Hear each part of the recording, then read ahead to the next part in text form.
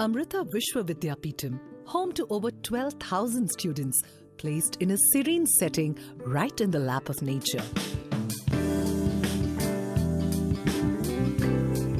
Its multifaceted and educative influence with highly equipped laboratories, Param 10,000 supercomputer and eco-friendly surroundings ensures overall development of students.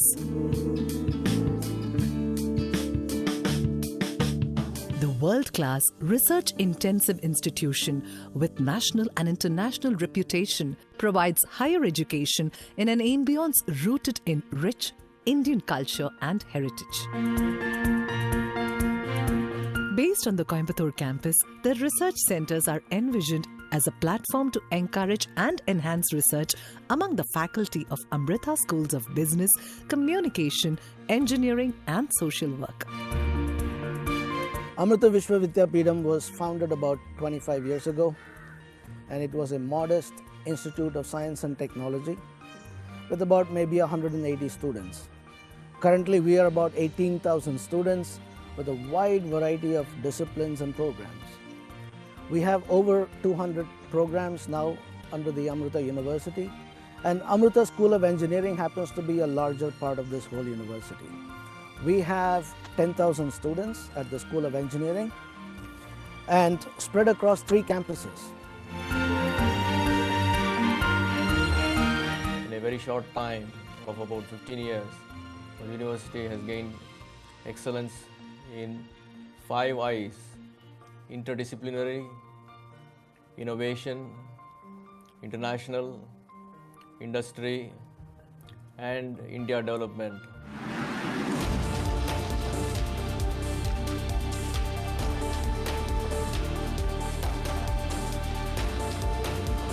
We all know India's love for engineering colleges is nothing new. There are thousands of colleges, and on top of that I wanted a peculiar subject, aerospace engineering, where the market is even more very picky, and to stand out from the crowd I needed a college that had its own brand value and it has its own merits, and for that I chose Amrita.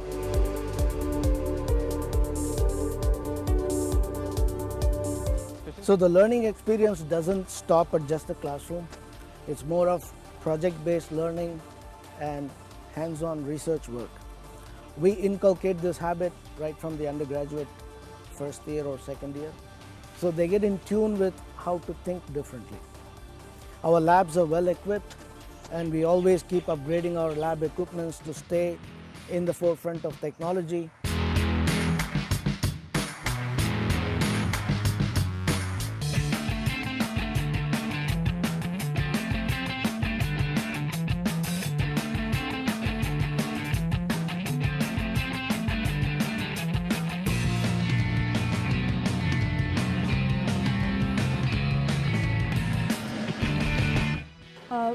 Which we call as a formula students, and here we design, we analyze, we stimulate, and we manufacture a formula style prototype. So we call ourselves as race engineers. We also provide the opportunities for the students to build research in a compassionate manner. The moment the compassion is arose, the solutions come in a larger perspective. It will give a leap forward. And we are also clear that it is not enough to have worker silence. So we provide the opportunity, an ecosystem is provided for global engagement to provide solutions for large scale challenges. Right from the second year, we have at least 1 or 2 mini projects every semester, and I understand its value only now that I'm applying for graduate studies abroad.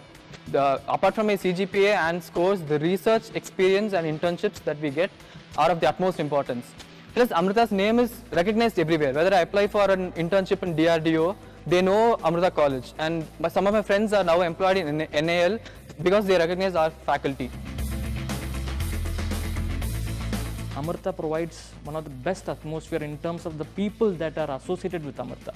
If you look at the professors here, most of them have huge years of experience in academics. Some of them have come down from the industries. Some of them have been CTOs or the technical leads and other things. So when you look at it at that aspect, the people actually make Amrita a really good place. So we encourage a lot of our faculty to attend workshops and conferences both in India and abroad.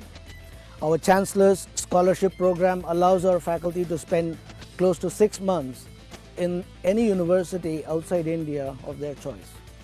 I think they learn how things are done outside and they bring that culture back into Amrita, and that benefits our students.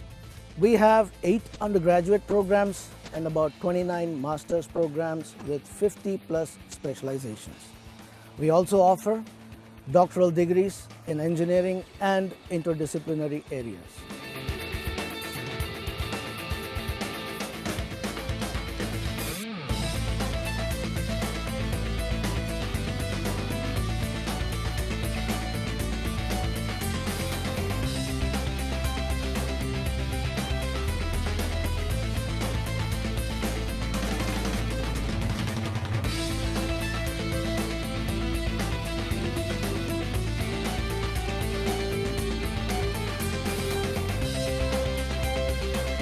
After completing my B.Tech, I chose Computation Engineering and Networking branch in this Amrita University because I am very much interested in artificial intelligence developing systems. Why I chose this department? Because this is the very unique department that implements the data-driven models which empowers the AI technology. This department mainly works on data science and data-driven models. I came to know that Amrita University, which is ranked 8th in the top universities in India, is providing this course in the branch of Computational Engineering and Networking. And I came to know that this branch is very unique and this type of course is not at all provided in this nation. This is very unique branch.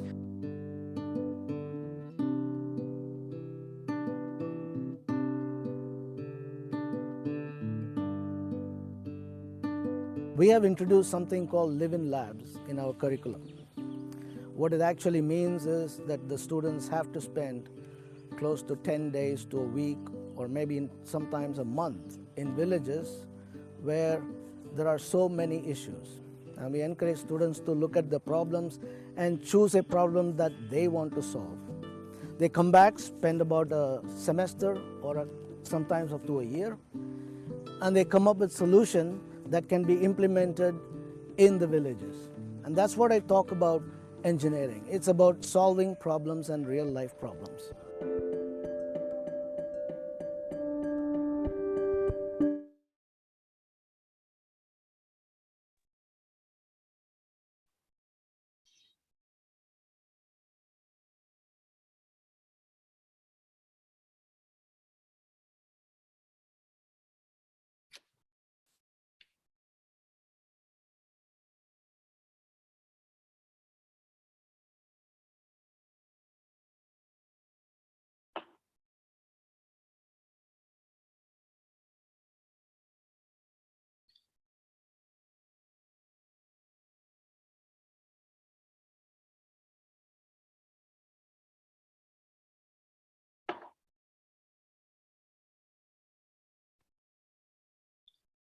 A very good morning to all the dignitaries, fellow faculty members, M.Tech and PhD students, and all those who have joined us this program today.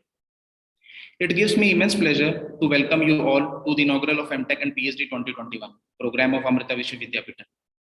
Mata Amrita Mat, the parent organization of Amrita Vishwa Vidyapeetham, has a global network of regional humanitarian organizations inspired by its India-based humanitarian initiatives known as Embracing the World. Embracing the World exists to help alleviate the burden of the world's poor through helping to meet each of their 5 basic needs: food, shelter, healthcare, education, and livelihood, wherever and whenever possible. We are especially focused on helping to meet these needs in the aftermath of major disasters. Let's start today's program with a short introduction of Embracing the World's activities.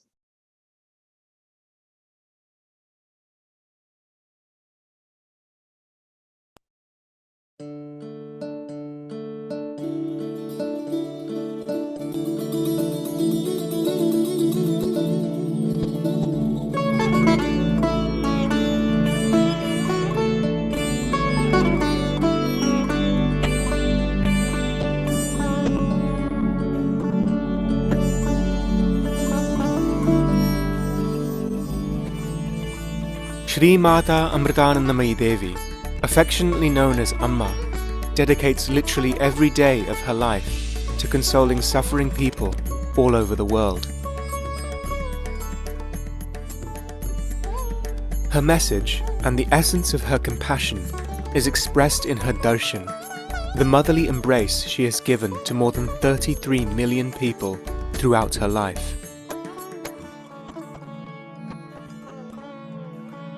She has been known to give darshan for more than 22 hours without interruption. When people pour out their hearts to Amma, she offers them emotional solace, spiritual guidance, and concrete solutions to their problems. Receiving Amma's embrace, many feel inspired to offer selfless service to those in need. In this way, this simple yet powerful act has become both catalyst and symbol for a growing international network of humanitarian initiatives known collectively as Embracing the World. Not so long ago, there was a little girl in a village in India. Each morning, her parents sent her to walk through the village, collecting vegetable peels for the family cows to eat. She visited more than 30 houses each day. In some houses, she saw that everyone was healthy and had enough to eat. But in the very next house, the people would be hungry and their jars empty. In the next house, someone was suffering from a serious disease and could not even afford a painkiller, let alone real medical treatment. In the next, someone was too old to take care of herself, with no one to look after her. Seeing all this little girl got angry at the world and angry at God. She got so angry about all the inequality and suffering in the world that she felt like hurling herself into a fire. But then she thought to herself, my death is not going to help anyone. People will continue to suffer, just as they always have. And then she thought, if it is one person's destiny to suffer, isn't it our responsibility to help them? With this simple yet profound conviction, that each of us has a responsibility to lend a helping hand to those less fortunate, this little girl moved forward with confidence in her life of service and compassionate care for all beings. She was just 9 years old, and people started calling her Amma, Mother. Embracing the World is a global network of regional humanitarian organizations inspired by the India-based humanitarian initiatives of the Mata Amritanandamayi Mat. Embracing the World exists to help alleviate the burden of the world's poor through helping to meet each of their 5 basic needs: food, shelter, education, healthcare, and livelihood, wherever and whenever possible.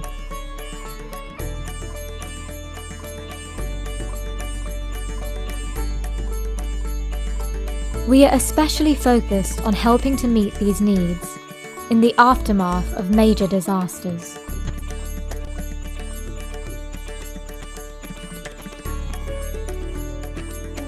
Our volunteers have provided immediate aid and long-term rehabilitation for survivors of the Gujarat earthquake in 2001, the Kashmir earthquake in 2005, the Mumbai floods in 2005, and Cyclone Aila in West Bengal in 2009.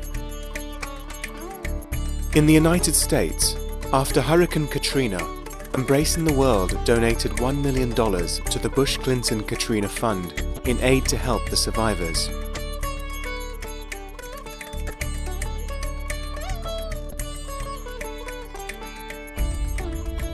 Augmenting these efforts, we work in the fields of environmental conservation and sustainability to help protect the future of our fragile planet.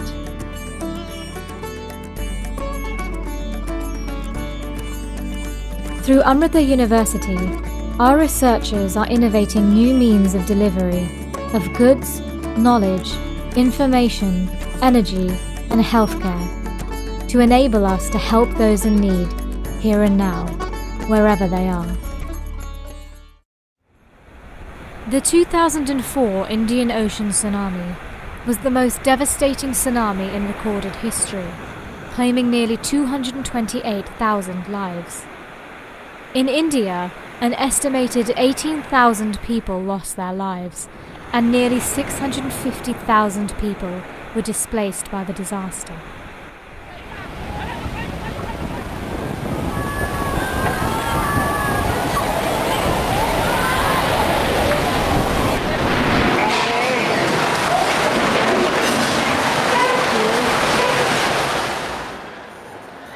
After the tsunami struck, Amma's ashram became the centre of the relief operations, despite the fact that the ashram was badly damaged by the floodwaters.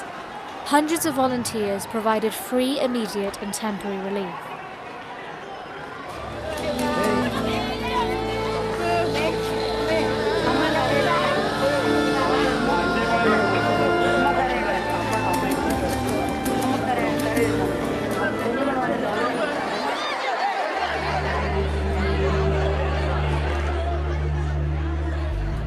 Amma visited some of the worst-hit areas in Tamil Nadu, where more than 8,000 people were killed, and personally consoled each person who came to meet her.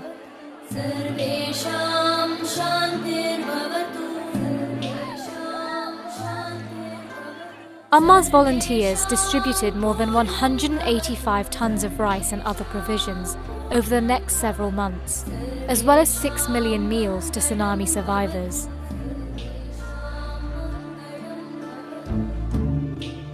With most of the labour and services provided free of charge by thousands of volunteers from all over the world, the actual value of relief provided was even greater than that reflected by the expenditure. Embracing the World was the first non-governmental organisation to complete permanent housing for tsunami survivors in India.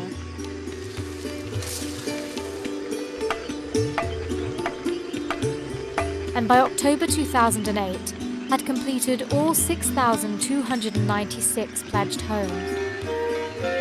Amma teaches that everyone, rich or poor, has the power to make a difference in the life of another, and that no selfless gesture is insignificant.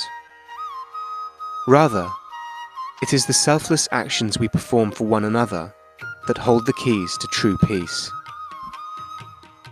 But Amma points out that helping others is not only the right thing to do, it's also the secret to a deeply fulfilling life.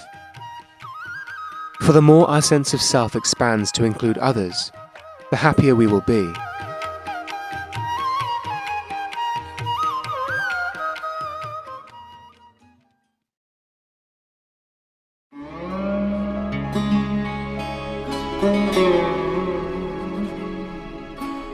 The 2011 Tohoku earthquake was the 5th most powerful earthquake in recorded history and triggered a devastating tsunami with 40-meter waves.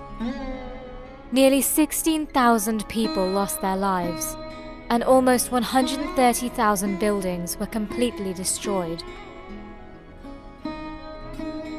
Within 3 days of the disaster, Embracing the World sent its first group of volunteers to the affected areas to assess the situation on the ground and to distribute food and water for the refugees. Later that same year, during Amma's visit to Japan, she announced a $1 million donation to help pay for the education of children who had been orphaned by the disaster in the prefecture of Miyagi. Amma then made an unscheduled stop in one of the tsunami-affected areas of northern Japan. Amma visited one of the relief centres for refugees, where she embraced and consoled each resident, offering them her shoulder to cry on.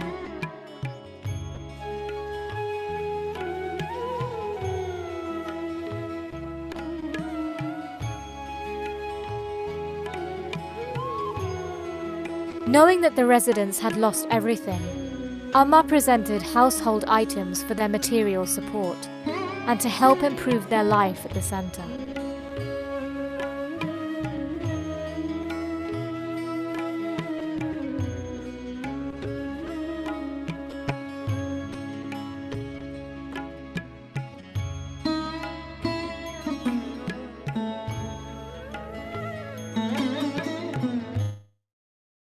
Travel through the worst-hit areas of Shishigahama coastal region to get a clearer understanding of the magnitude of the destruction.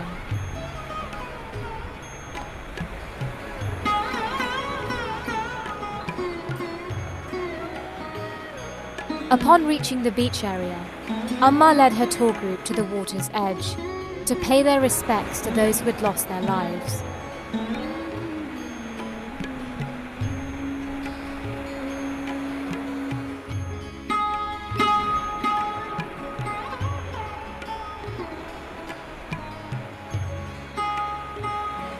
The offered flowers were carried out to sea, along with everyone's prayer for peace and harmony.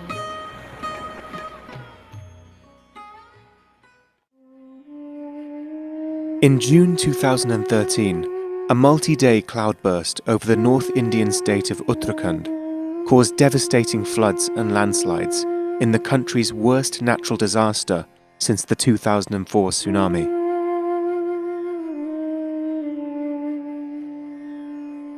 According to the figures provided by the Uttarakhand government, more than 5,700 people were presumed dead, and almost 100,000 pilgrims and tourists were trapped in the valleys.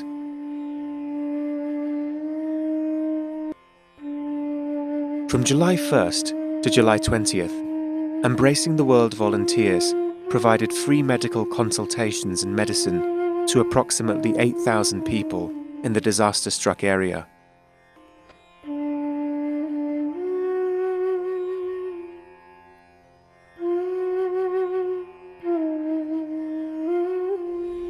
Through its 500 million rupee relief and rehabilitation package, Embracing the World will build approximately 500 houses, the sum total of all the homes destroyed by the flood, in 42 selected villages in the districts of Rudraprayag and Uttarkashi.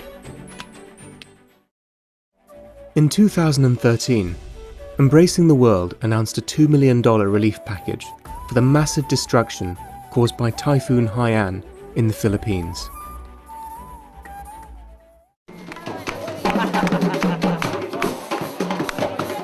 On Amma's third visit to Kenya in 2011, she was welcomed by the Vice President of the Republic of Kenya, His Excellency Kalonzo Musyoka. Amma was there to officially inaugurate Amrita Watoto Boma, a care home for more than 50 children.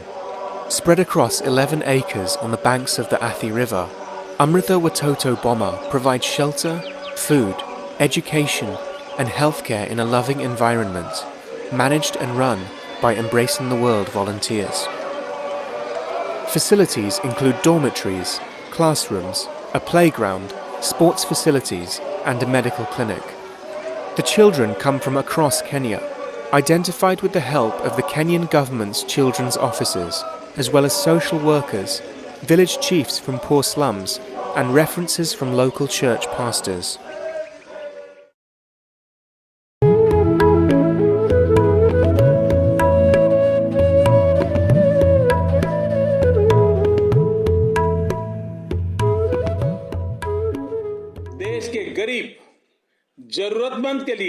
For the poor and needy of our country, you have always been the ray of hope and light. And to me, you have given a lot of love. From the time of the Gujarat earthquake till today, whenever there has been a need to do any service, you have always taken steps to come forward. I feel very confident with the blessings that you have given for the Cleaning India project, the money you have given, the time you have given, the volunteers you have assigned, and the pace and energy you have given to this mission. Forever, I offer my salutations to you for spreading this noble initiative.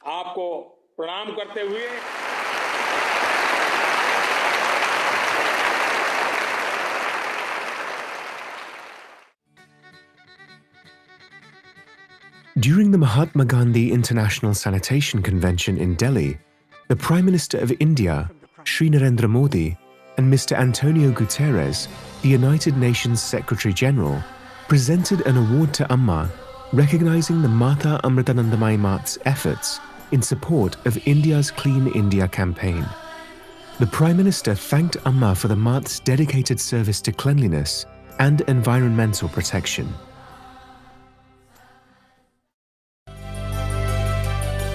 In 2014, Amma participated in Stanford University's Conversations on Compassion series. She answered questions posed by neurosurgeon Dr. James Doty, the founder and director of the university's Center for Compassion and Altruism Research and Education. If we tune the individual mind with compassion, then we as individuals are no longer really performing actions, but are merely allowing creation to act through us. Everything is based in compassion. And this is the power of compassion. In truth, the spiritual path both begins and ends with compassion.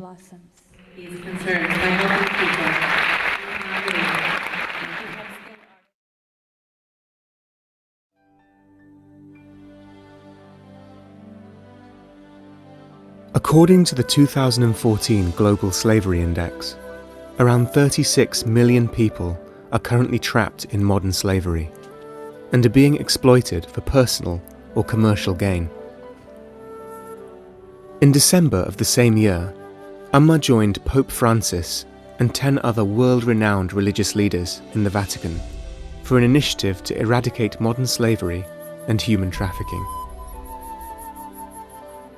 This was the first time that leaders of the Christian, as well as Buddhist, Hindu, Jewish, and Muslim faiths jointly committed to stamp out slavery from the world and signed a joint declaration of religious leaders against modern slavery. This historic initiative looks to end the global tragedy by 2020, gathering combined represented congregations of followers and supporters of over half the world's population.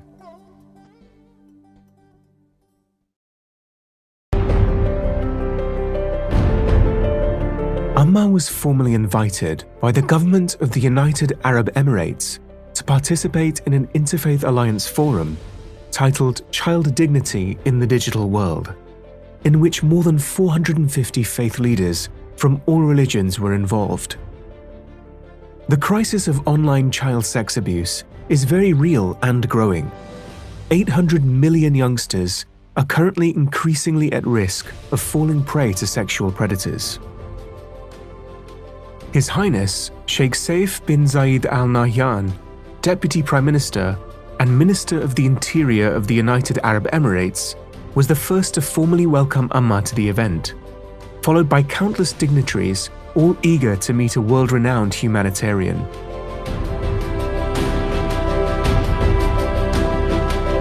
The afternoon session was held at the landmark memorial monument Wahat al-Karama. Amma delivered the opening address as part of a call to action by faith leaders and participated in the Faith Leaders Summit.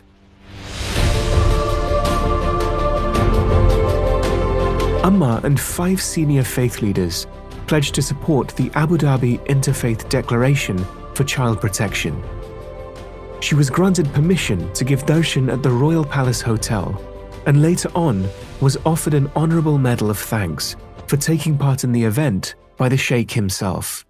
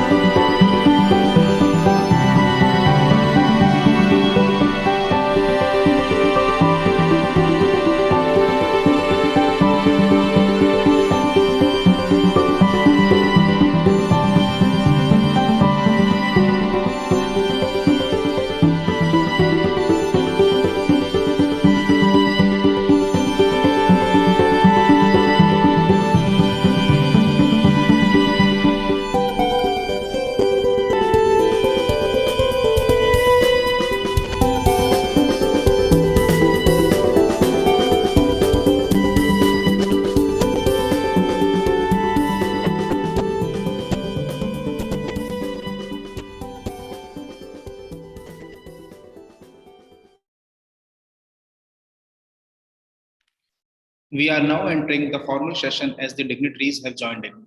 Let us light the lamp of new life, goodness, and knowledge that dispels the darkness of ignorance, followed by the invocation prayers.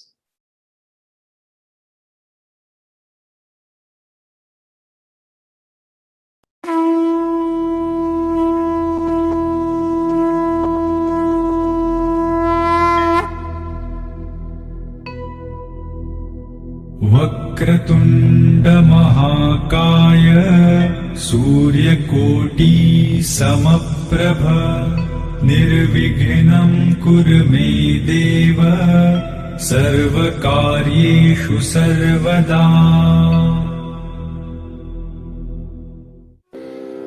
ध्यायामो धवलावगुण्ठनवती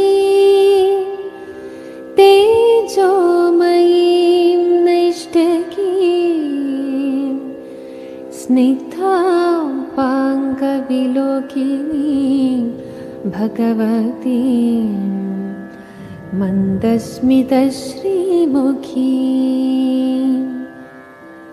वात्सल्यामृतवर्षिणी सुमधुरं सङ्कीर्तनालापिनी श्यामाङ्गी मधुसिक्तसूक्तिम् अमृतानन्दात्मिकाम् Ishwari अमृतानन्दात्मिकामीश्वरी अमृतानन्दात्मिका Ishwari.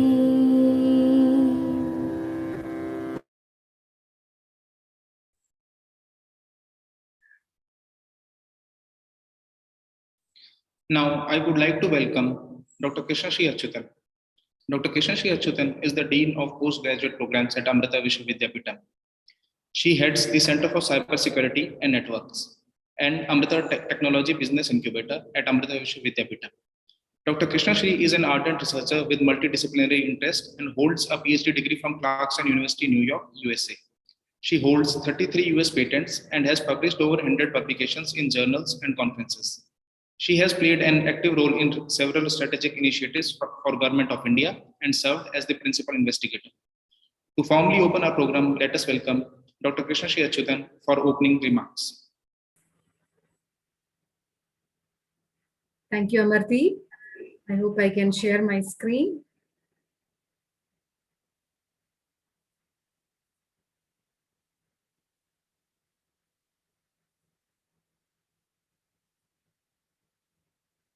I would just like to check if everybody is able to see my screen. Yes, ma'am. Om Amriteshwari Namaha. Once again, a very, very warm welcome to everybody gathered here today, especially the new students, their families, parents, my colleagues from all three campuses of Amrita Vishwa Vidyapeetham. I will start with a brief introduction of the university. Amrita Vishwa Vidyapeetham is actually a very young, multidisciplinary, research-intensive institution, about 18 years of age. So the founding chancellor of the university is the world-renowned humanitarian leader, Srimata Amritanandamayi Devi, also known as Amma to millions of people. Through Amma's inspiring life of love, inner strength, and self-sacrifice, she has helped people all over the world to rededicate themselves to protection of nature, peace, and social service to the humanity. The three core vision of the Amrita Vishwa Vidyapeetham includes: 1, education for life and education for living, that involves imparting values with education to create a generation of graduates that are bold but empathetic, talented yet explorative, and have a fire to serve the most vulnerable. 2nd, compassion-driven research that helps us align our effort to solve some of the most pressing national and global challenges. And 3rd, global impact, which involves working with like-minded national and international organizations realize our vision.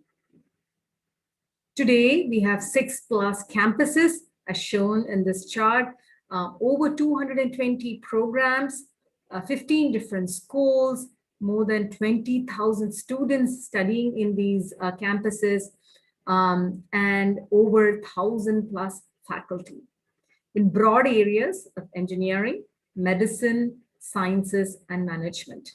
Let me just share with you a little bit brief a journey that we've had in these past 18 years. We started in 2003 as a university and very early on worked with premier organizations such as the Indian Space Research Organization, the Department of Science and Technology, by laying the foundation for state-of-the-art research centers such as the wireless networks and applications as well as nanosciences that run full-time M.Tech and PhD programs. Deploying in-house built technologies in the field and solving societal problems has been a foundational aspect of research excellence at Amrita, and this has led to world's first real-time landslide early warning system at Munnar that is still functioning today after a decade of its deployment, saving lives.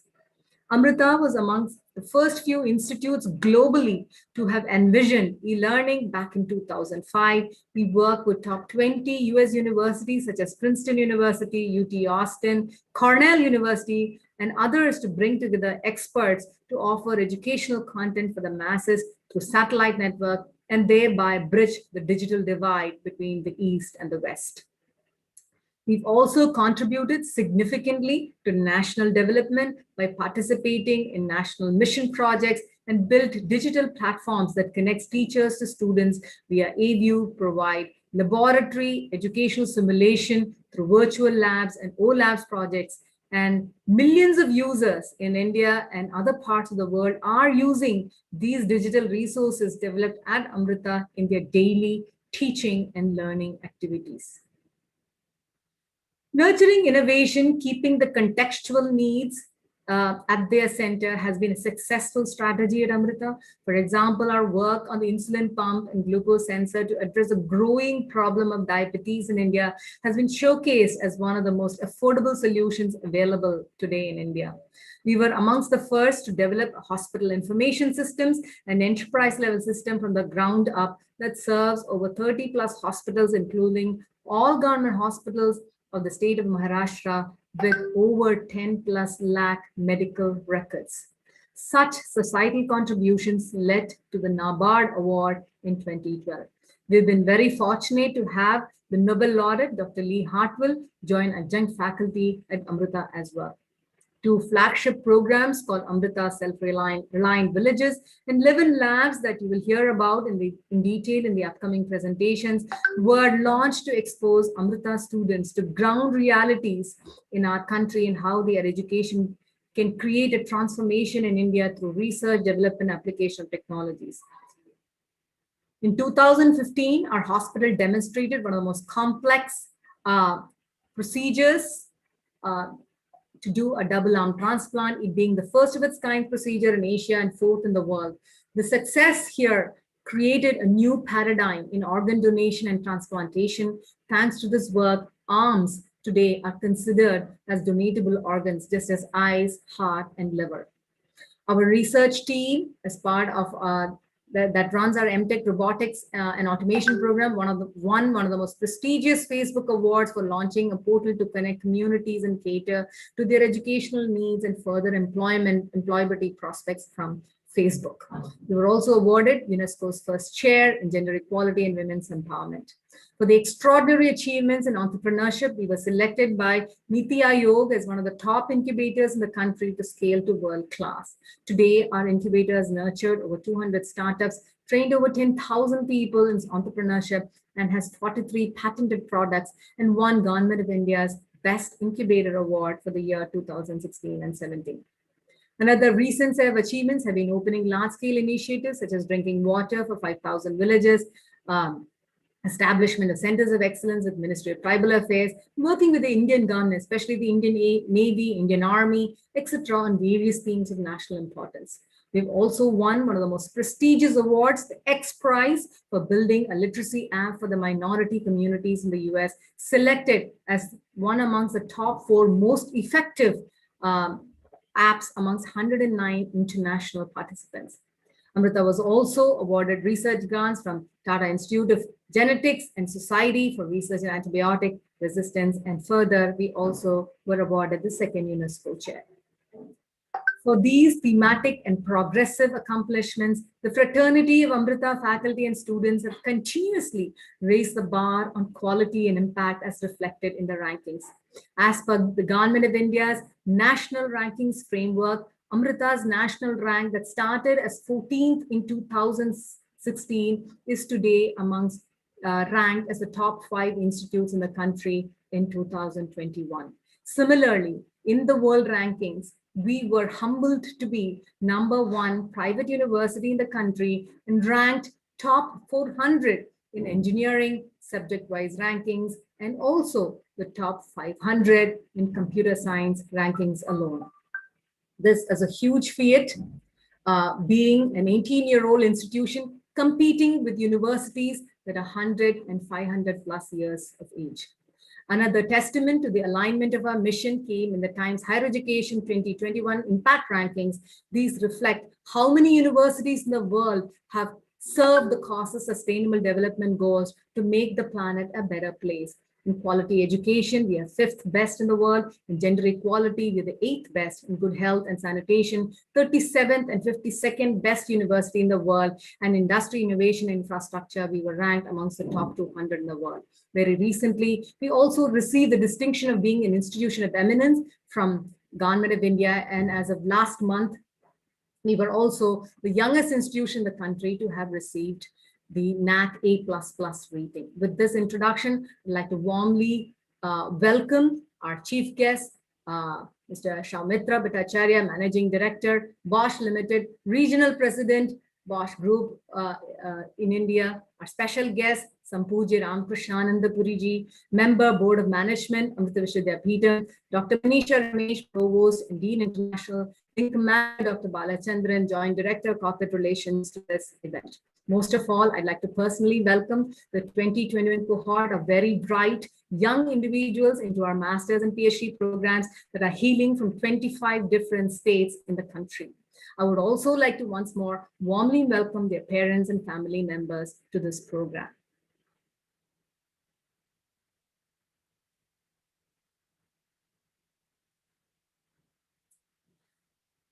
With that, I'm extremely honored to welcome our special guest, Mr. Saumitra Bhattacharya, who is the Managing Director of Bosch Limited and Regional President, Bosch Group of India.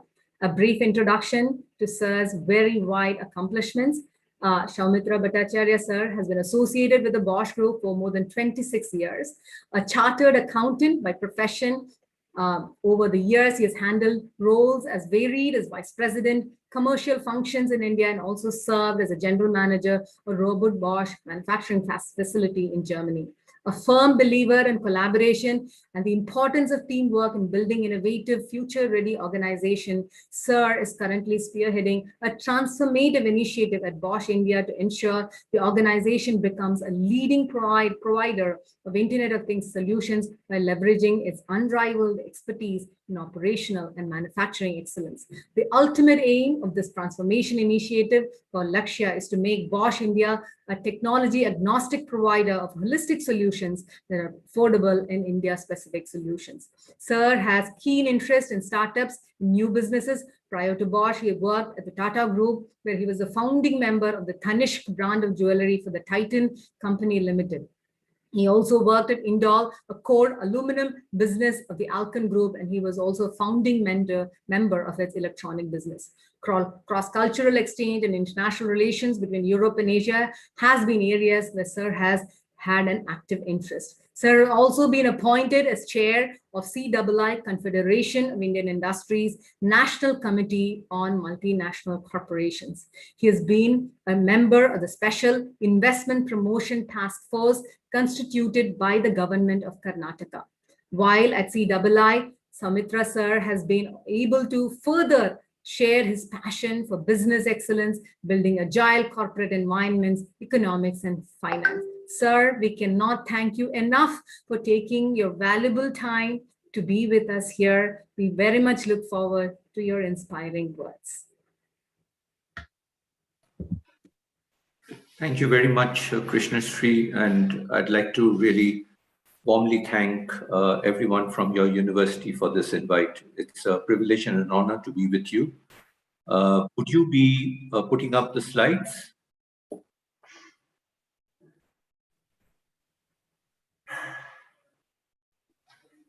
Sir, you could navigate it. Okay, so my colleagues will put up. So very, very warm welcome to all the students, the PhD students and the M.Tech students. And today, I'd like to share a story of Bosch and also a personal story. And perhaps if this helps to correlate with your own story for your life going forward, then there could be a few takeaways. So can we have the next slide, please?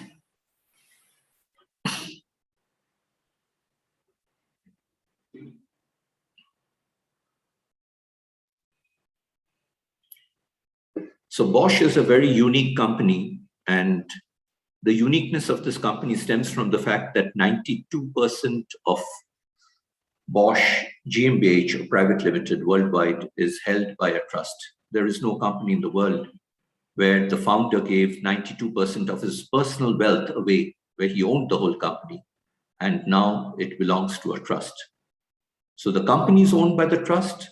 The family members have 7%, but do not actively participate in the company at all. And 1% is held by the industry trojans. What this means is that the supervisory council, which overlooks the executive board of Bosch, supports the executive board, but does not own the company. The trust, which owns the company, does not oversee the company. Now, this is a beautiful 4I principle. Robert Bosch also did a few things which are very unique in life. He ensured that the company, and according to his own will and statement, that should remain debt-free. Today, Bosch, present in more than 150 countries, is debt-free, spends about 10% of its turnover, and the turnover is approximately 6,50,000 crores. That means about 65,000 crores on research and development, and about 6 to 8% on capital expenditure, and the balance of the profits then go into the trust.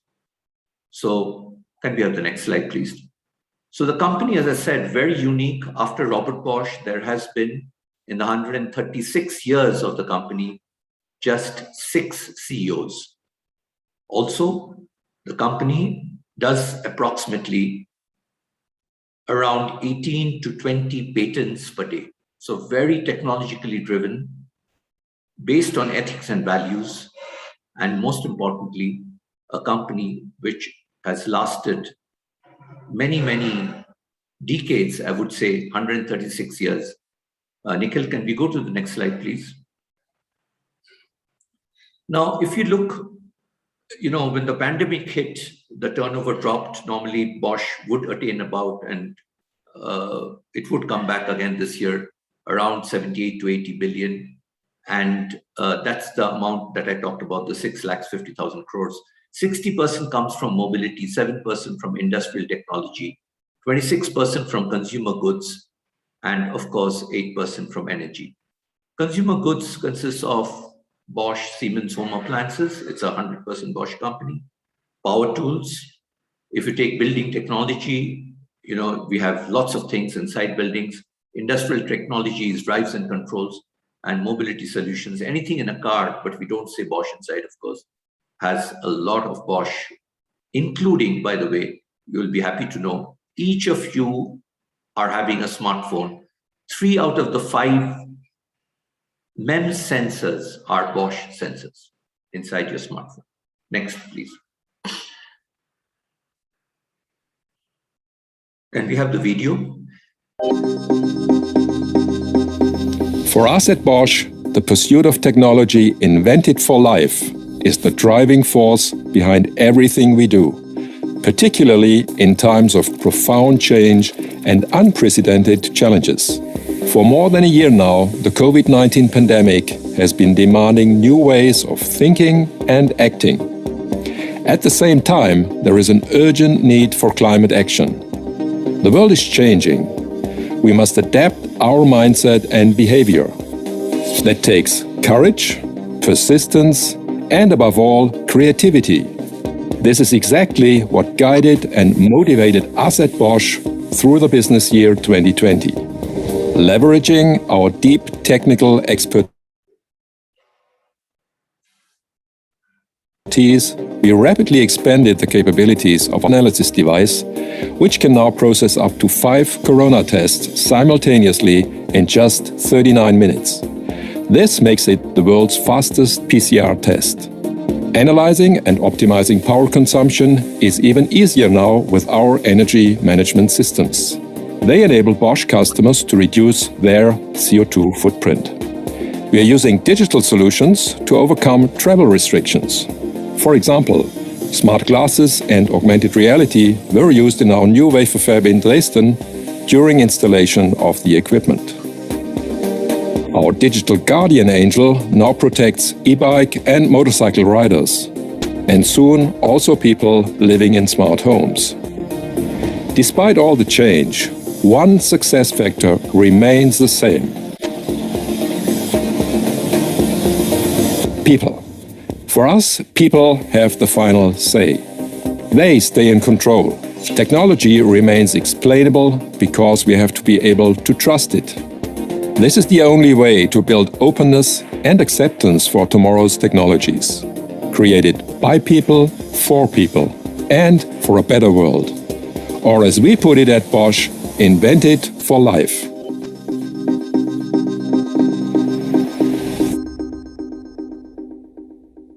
I just wanted to give you a small flavor of, what our CEO had to say. And I would, today say the most important part was the end, people. And that means also the most important part is you.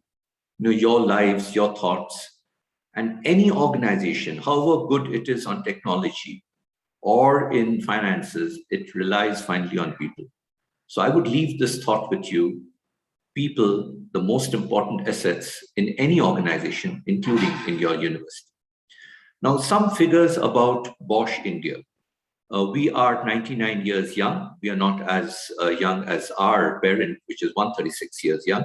And next year, we are going to be 100 years young. We are 69 years make in India.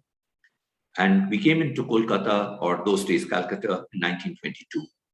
The pandemic hit us, of course, like everyone, and our turnover dropped to 17,300 crores for the group, or 8,400 crores for the flagship company, Bosch Limited. By the way, Bosch Limited is the only public listed company in the whole world. Bosch, our parent, and all the companies in 150 countries are private limited. Our turnover normally is around, we would touch again, go towards the 21 to 22,000 crores for the group. We have more than 30,000 associates, and you'll be happy to know the largest R&D center in the world outside Germany is located in India, and we have also around 19,000 software embedded technologists who service not just India, but across the world. So the company has hardware, software, electronics, sensors. We also have one of the 3 centers in the world on artificial intelligence is India. So that gives you a brief overview of India. Next slide, please. The mobility portfolio in India is 80%. As I mentioned to you, the mobility portfolio for worldwide is 60%. But mobility is the dominant part of Bosch. Now you can see from heavy earth-moving vehicles where Bosch is inside, right up to two-wheelers, Bosch powertrain, connectivity, safety, which we call as clean, efficient technology with agnostic mobility solutions. So we don't just provide components, we give a holistic solution. Let me give you a small example on India. India leapfrogged in mobility from BS3 to BS4, that means Bharat Stage 3 to Bharat Stage 4, and then leapfrogged from Bharat Stage 4 to Bharat Stage 6. This is equivalent to Euro 4 to Euro 6 in mobility terms. In Germany and the rest of the world, it took 8 years. India leapfrogged from BS4 to BS6 in 3 years. Bosch acquired 23,000 crores pre-pandemic, post-pandemic equivalent to 19,000 crores of acquisition for BS6 between 2021 to 2025. This shows the tremendous ability to have content and work deeply with our partners to change the landscape and to make it more efficient. Bosch worldwide invests approximately 500 million euro for the last decade and more on electromobility. Currently, Bosch worldwide has already got turnovers of around 1 billion for electrification. In the next few years, it will go to 5 billion and has got order booking of 20 billion for the next 5 years. Next. Beyond mobility, globally, but also in India, we are the leaders in power tools. Building technologies give multiple solutions from audio, video, fire. Example, all the metros have Bosch solutions, starting with the DMRC, Delhi Metro Railway Corporation.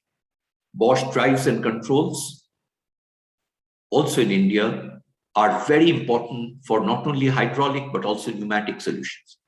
And lastly, but not the least, Bosch home appliances, which are sold in the name of Bosch, Siemens or Gaggenau, which, while Bosch has entered India late, is the leading market player in Europe, the number 3 in US, and we plan to be a significant player in India.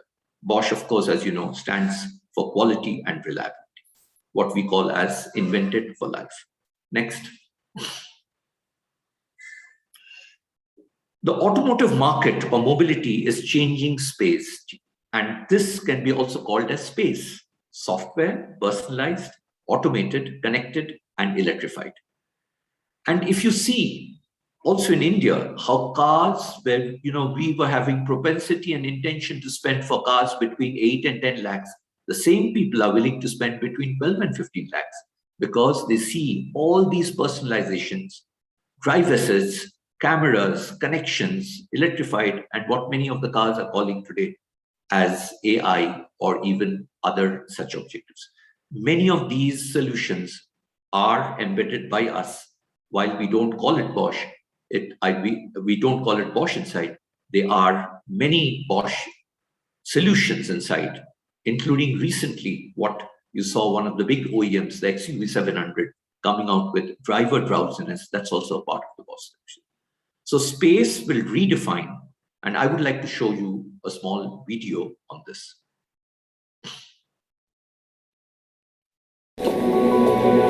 Our world is in transition. Connected mobility has turned from science fiction to reality. But do you know the essential idea behind it? Have you ever thought about how we are changing our everyday lives? It's the way of planning. We no longer plan the way we used to. We count on being connected. Our car isn't just a tool bringing us from starting point to destination any longer. Hi, Jamie. Our car is going to enable us to focus on what is really important in our life. Our life is, of course, full of obstacles. Imagine being late for your daughter's first concert because you didn't find a parking spot.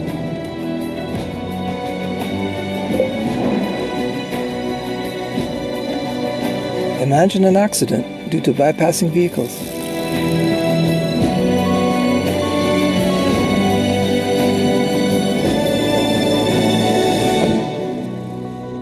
Imagine a car damage during your next family vacation in Italy. Before our trip, please get my battery checked. Imagine the loss of time due to your car being in service.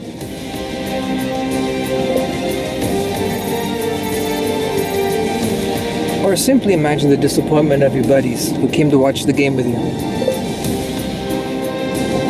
Oh, no way. Please put beer on the list. Your shopping list was updated with beer.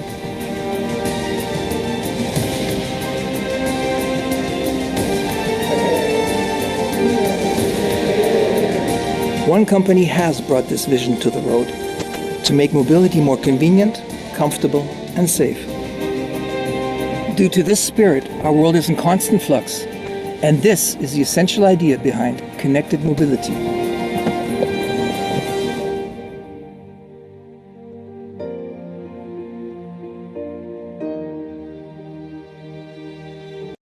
This just gave you a small glimpse of the many things and facets that Bosch does.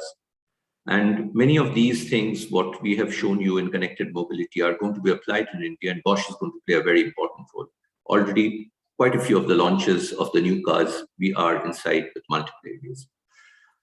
I would like to take a few minutes to share my personal journey and just share a few reflections. About 39 years ago, when I started working with Pricewaterhouse as an article, I passed out my CA from Pricewaterhouse and have been working in organizations for the last 36 years. I started with a company called Tata Steel and Tata Sponge. And one of the things that I personally decided was wherever there was an opportunity to take challenges, to go outside my own personal comfort, that I would do it. In Tata Steel, this challenge came up to join a small startup called Tata Sponge. Today, Tata Sponge is a very profitable organization and a company which states business excellence. I was traveling to Choda in the middle of nowhere in Orissa, to Bombay for the equity shares participation, and of course in Jamshedpur. From Tata Sponge, I had a chance to join the company Indal. Of course, my good colleague and friend Joydeep, who invited me for this, was a part of that journey. And from the corporate office, I had a chance to join a small electronics unit in Nanjangud doing printed circuit boards. Such an opportunity, again, gave challenges, but more important, opportunities. I had a chance to work in every function, including sales and marketing. I remember there was one sale that we did to a company called BEL, which made eventually the EVM, the electronic voting machine. I can tell you with confidence that machine cannot be tampered. It had an Indal Electronics printed circuit board. From Indal, I had a chance to join another startup. The chance was to join the already well-established 6-year-old Titan watches, or to join Tanishq, the new jewelry brand which was being conceived. Was one of the 3 founder members, and Titan actually, I can say in the last 28 years, redefined Indian jewelry with authenticity, values, and most importantly, trust. So even in a very mixed business like jewelry, you can make your mark if those ethics, values, and continuity is there. I had a chance to join this very good company called Bosch 26 years ago. I find a lot of commonalities between the Bosch group and the Tata group, the trust, the ethics, the values. The major issue that I want to leave behind with you is life is a marathon. You can treat it as, or you can treat it as 100 meters. I personally have treated life as a marathon. Sustainability, repeatability, reliability, transparency, ethics, values have helped somewhat to continue in this journey. Those are choices that will be faced by you, to take the easy way out, to play to the gallery, or more importantly, to choose your way on ethics, values, and most importantly, continuity and creating a purpose for yourself and a purpose in life. In India, counseling as well as advice in many times is lacking. Our biggest challenge in India is what I call as the pipe between the brain and the mouth sometimes get clogged, the cappuccino pipe. And sometimes the cappuccino or the coffee doesn't come out. The most important is to emulate and to take, and there is always certain positivity in the leaders that you see. You will have a chance to come in contact with many people in your university. In the outside world, my suggestion as a menu card would be emulate the best and take the best out of people and copy with pride. You can then generate your own purpose, your own determination, and what you want to do in life. A career success of a corporate ladder is not only the success. Your success will depend on how you define your success through belief. In that, I wish you well for looking at what your purpose in life would like to be, of co-creating through elders, through teachers, through interventions with business partners, and of course, most importantly, to be ethical and most importantly, a good citizen in India. Next slide, please. There are a couple of quotes I'd just like to share. One is from Martin Luther King, and this I found was absolutely amazing. If you can't fly, then run. If you can't run, then walk. And if you can't walk, then crawl. But whatever you have to do, keep moving forward. Life will pose each of us enough challenges. My biggest learnings have been from failures, not from success. You will come across failures equally as much, if not more, as compared to success. It is at these times in failures, how you hold yourself up and how you get up, crawl, walk, and then run. But keep moving forward is what's going to determine your own future. The other was a very young boy. I read Jonathan Livingston Seagull. And here a beautiful quote: strength does not come from winning. Your struggles develop your strength. When you go through hardships and decide not to struggle, that is strength. So I would say one thing you should never ever do, which is never quit. Each of us are not successful in everything that we want to do. But if you have the attitude that I will not quit, it will take you forward. Next slide, please. Just have a look at this AV, something about Bosch. Our world is changing, and this change is visible across the globe. More than 50% of our population now lives in cities. These cities are growing, as is the share of older people in them, while space to live is becoming ever more precious. More and more goods and people need to be transported, pushing the traffic infrastructure to its limits and increasing pollution and noise levels. But the world is waking up. Regulations are calling for stricter limits and cleaner solutions. A transformation has started, powered by new technologies and services. In a world where everything is connected, mobility is being reimagined. Solutions like traffic management, combined with cleaner and more efficient powertrains and the benefits brought by automated driving, will make our cities sustainable and livable. Bosch is driving this change and shaping the future of mobility. So I just gave you a glimpse of 3 small videos, one from RCO, one on connected, and the other, of course, the world of mobility. I would like to end by just sharing a few personal thoughts once more. As a student, you have the most impressionable years ahead of you. These years can be of opportunity, but these years can also be of questions. And I would say to have the curiosity of a child, to ask the questions that you always want to ask, to lose the aspect of fear, because in India, and especially, it happened in our generation. Your generation is far bolder, but there is a certain sometimes sense of fear towards hierarchy, fear towards authority, fear of ability to express yourself. I would make a request, and just as a menu card, that the ability to do without fear or favor will hold you in good stead. It is not to play to the gallery, I repeat again. It is to create your own beliefs, your own convictions. It is to emulate leaders who have different facets and aspects that you would like to take. It is to expose yourself to the vagaries of life. It is the ability to take chances. I have had a chance to work in Germany. I speak the language. Also in Turkey, where I speak the language, but also most importantly in India, I chose, thankfully to my parents as a young boy, but also later, to travel all across India and live all across India. I have been lucky to live in 13 states and 18 cities in India.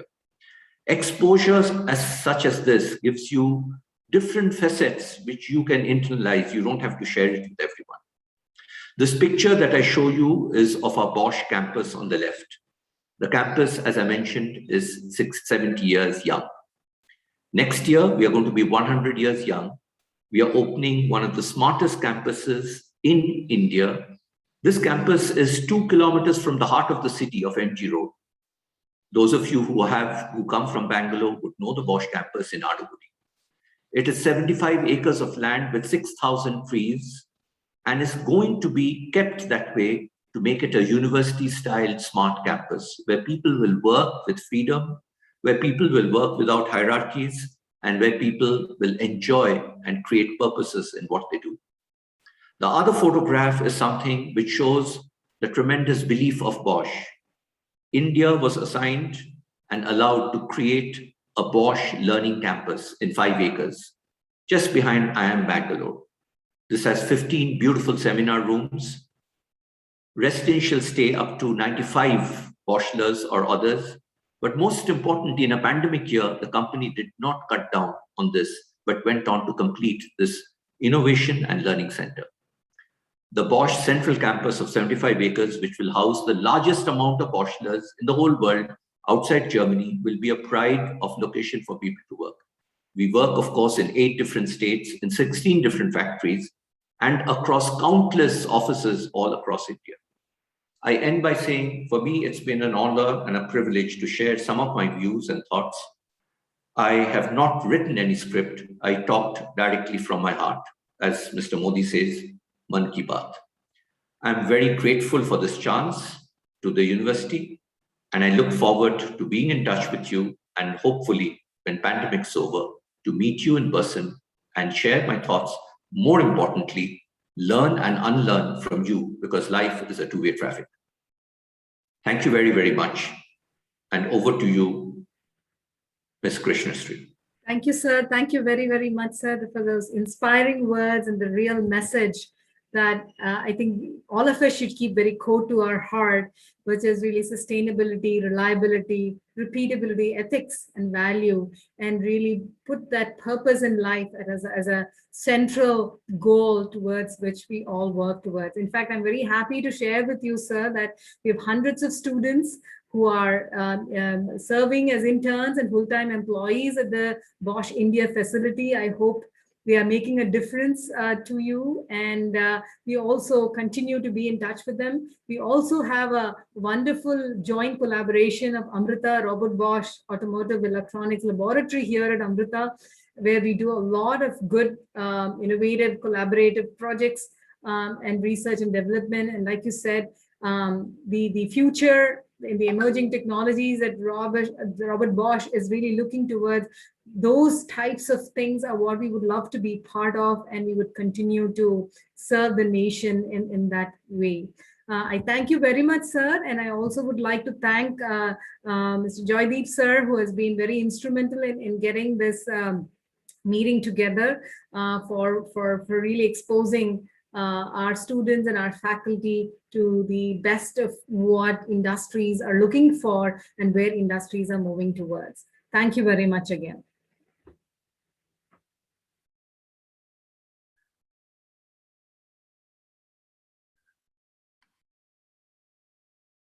Thank you, ma'am. Now it's my privilege to welcome Sampurja Swami Ramakrishnan Puri. He is one of the senior disciples of Amma with characteristics, wit, and lively example. With characteristic wit and lively examples, he has a captivating way of sharing his experiences and profound spiritual insights gleaned from nearly 3 decades of life as a disciple of Amma. He met Amma in 1978 and soon after came to live at Amma's ashram.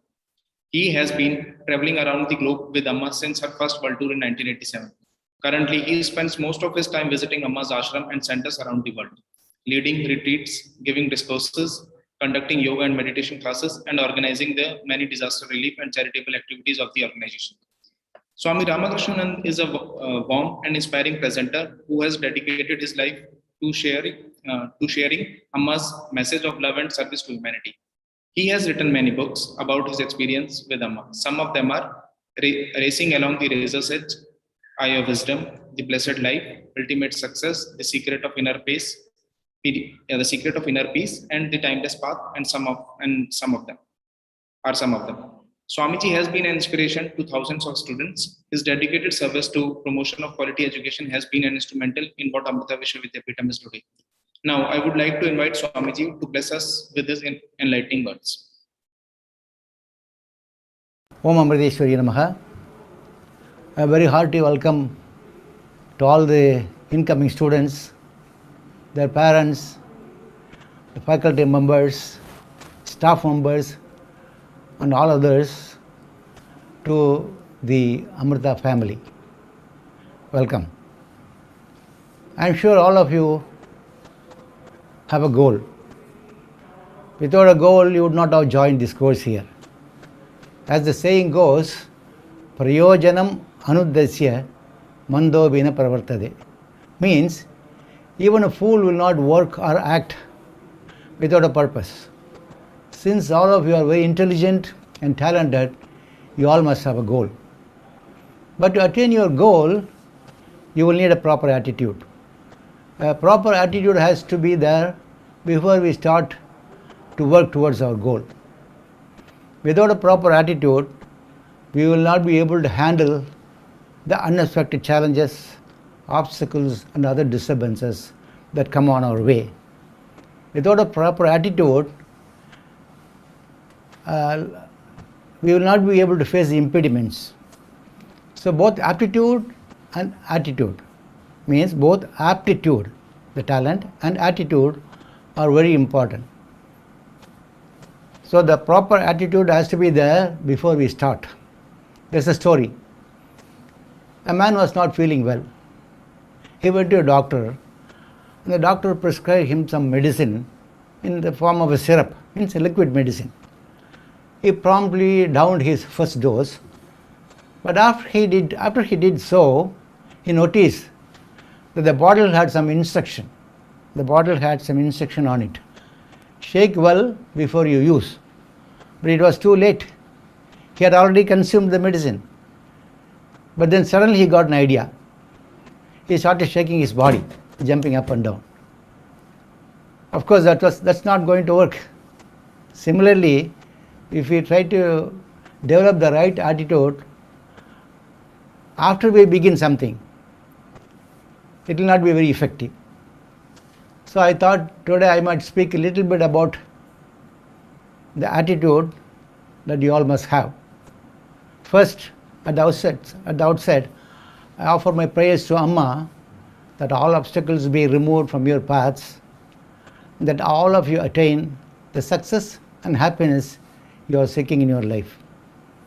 When speaking about proper attitude, there is only one place to start, and that is with our Chancellor, Amma, Sri Mata Amritandamayi Devi. In terms of gaining the proper attitude, there is no better role model than Amma. In fact, Amma's attitude is the secret of her success in life. In truth, Amma never thinks about success or failure. Her way of life is to keep on helping others as much as she can without expecting anything in return. Amma does not expect anything in return for all that she is doing to the world and the people. Regardless, no one has been more successful than Amma. I would say the cornerstone of Amma's winning attitude is based on her knowledge about the nature of the world and its people. Amma has had this knowledge right from her birth itself. That knowledge is that everything in the world is subject to change. As Amma says, today someone may praise you, but tomorrow the same person may criticize you. Today's friend may become tomorrow's enemy. Today a person may be very rich, tomorrow he may become a pauper. Healthy person sometimes suddenly becomes sick. So everything is in a constant state of flux. The only thing that does not change, the only thing that does not change is change itself. So Amma had this knowledge right from her birth. Another aspect of the knowledge is Amma knew that everything is God. There is nothing else but God in the whole creation. So understanding this, Amma never had any expectation from anyone. Therefore, Amma never gets disappointed with anyone, and she never has any anger towards anyone. This is how Amma is able to so gracefully carry out her humanitarian mission, attaining her goal of uplifting the world with undying enthusiasm and mental equanimity. Moreover, it helps Amma to manage her time, because based on this knowledge, Amma knows exactly how much attention each situation requires. Amma then gives it precisely the amount of attention, no more or no less. We should also try to appreciate this truth regarding the constantly changing nature of the people and the world. It will help us to cultivate the attitude of peacefully accepting what comes to us in life. Only if we can peacefully accept things will our minds remain calm. Only a calm mind can think rationally and intelligently. And of course, rationality and intelligence are things we require for success in our courses. Strive hard, accept what comes. If you don't like what comes, that's okay. You can work to try to change it. Then try again. And accept what comes. Try hard, accept, reflex, try again. This is the attitude. Effort, action, and acceptance. For example, during your course of time in the college, you will definitely make new friends. Sometimes your friends may not behave in a manner you expect or you like. If you get upset, different emotions like anger, sorrow, hatred, even feelings of revenge will rise in you. This will affect your studies. These negative emotions will definitely affect your studies.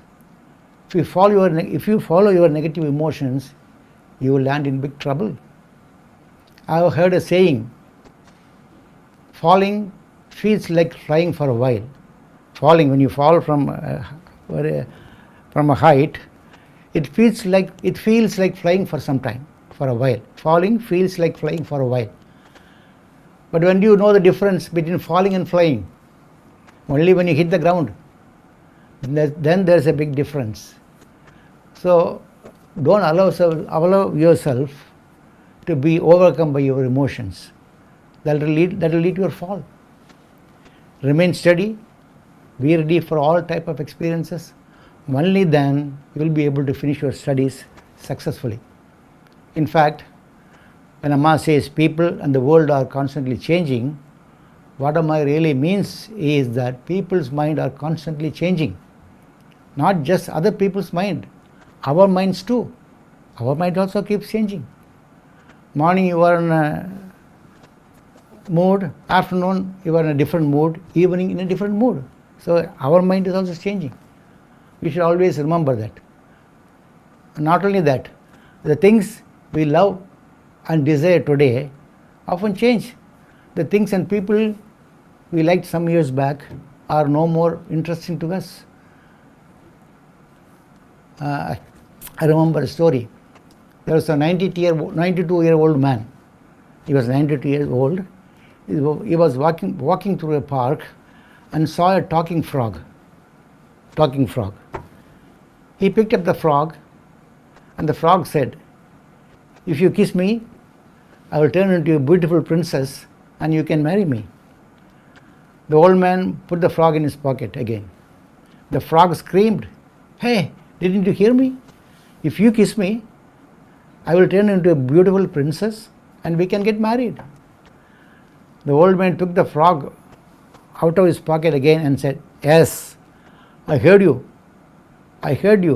but at my age, I would rather having a talking frog than a beautiful wife." Just as others' minds are constantly changing, so too are our minds. The things that entice us now will fail to do so later in our life. If we can understand this, we can take everything that comes to us in a stride, not getting overly pulled to the right or left. So strong and steady mind is only possible if we have the attitude of acceptance. The mind is the basis of all our experiences, all our emotions, feelings, etc. If there is no mind, then there is no world.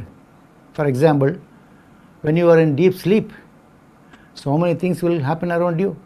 There will be a lot of noises, cars will be going, people will be shouting, screaming, but you are not aware of anything because you are in deep sleep. But as soon as the mind wakes up, or as soon as you wake up, the whole world rushes back in. In short, the mind is the stage upon which the whole drama of life is happening. Supposing you are giving a dance performance, on a stage, the stage has to be steady. If the stage is shaky, your dance performance also will be shaky. Similarly, if your mind is strong and steady, your life also will be strong and steady. A healthy mind means a healthy life. That is why it is said, as the mind, so the man. Of course, it applies to women as well. So look how well this attitude has served Amma. We all know that Amrita University has attained a coveted global status now. And also it just recently attained A++ rank by the NAC, given by the NAC committee. That is the highest ranking the NAC can give. NAC is an accreditation committee. So this A++ is the highest rating that NAC can give. And who was the propelling force and inspiration behind this? It's Amma. It's her all-encompassing wisdom, her love, compassion, patience, her unflinching guidance, and tireless efforts that has made Amrita attain such a high status in just a couple of decades.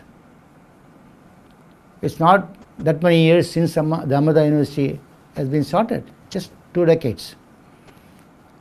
Now, in terms of formal schooling of Amma is not a highly educated person. She was a 4th standard dropout. Moreover, Amma faced so many barriers. She faced educational barriers, social barriers, economic barriers.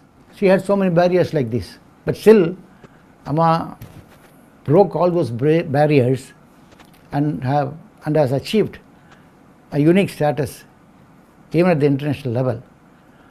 Education, social status and money, these are the launching pads from which majority of the people spring into success. Education, social status and money, these are the launching pads from which majority of people spring into success. Amma had none of this. Regardless, today, people from all walks of life, right from the top-notch scientists, professors, top industrialists, Nobel laureates, prime ministers, presidents, etc., come to meet Amma to get guidance and advice.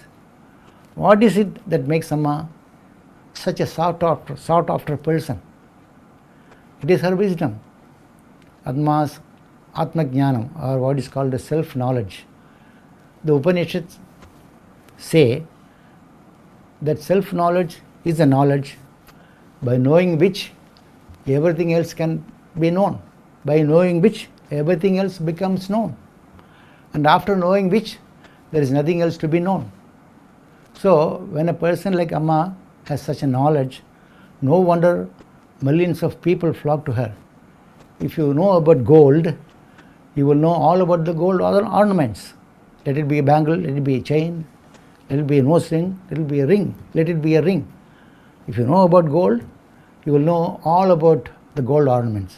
Similarly, if you know about God, if you know God, you will know everything created by God. You will know the entire creation. There was a faculty member here, he is a brahmachari in the ashram, who was working in Silicon Valley in US before joining the ashram. When he first came to the ashram, he did research at our university. He knew that the parts of India were suffering due to drought. Here he had an idea to design a special radio frequency antenna, which would use certain ultra high frequencies to pull and attract clouds to a dry area from the surrounding distance and create rainfall in that area. When he went for Amma's darshan and explained his idea of his research to Amma, first he hesitated.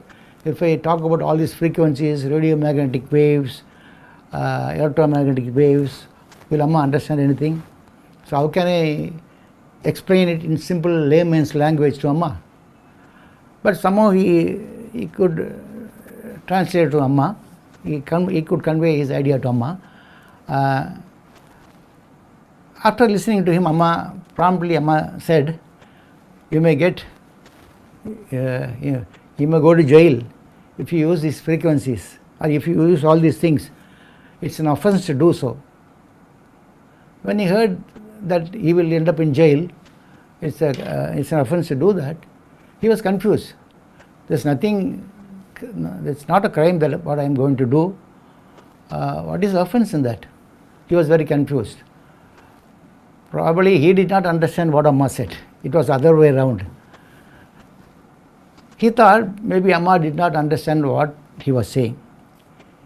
He thought it was a good research project that would help many people. But later, when he discussed with someone, and then when he looked on the internet, he saw that Amma was right. He found out that Amma was right. The range of frequencies he would have used for antenna was reserved exclusively for defense and military operations. That frequency was exclusively for the defense and military operations.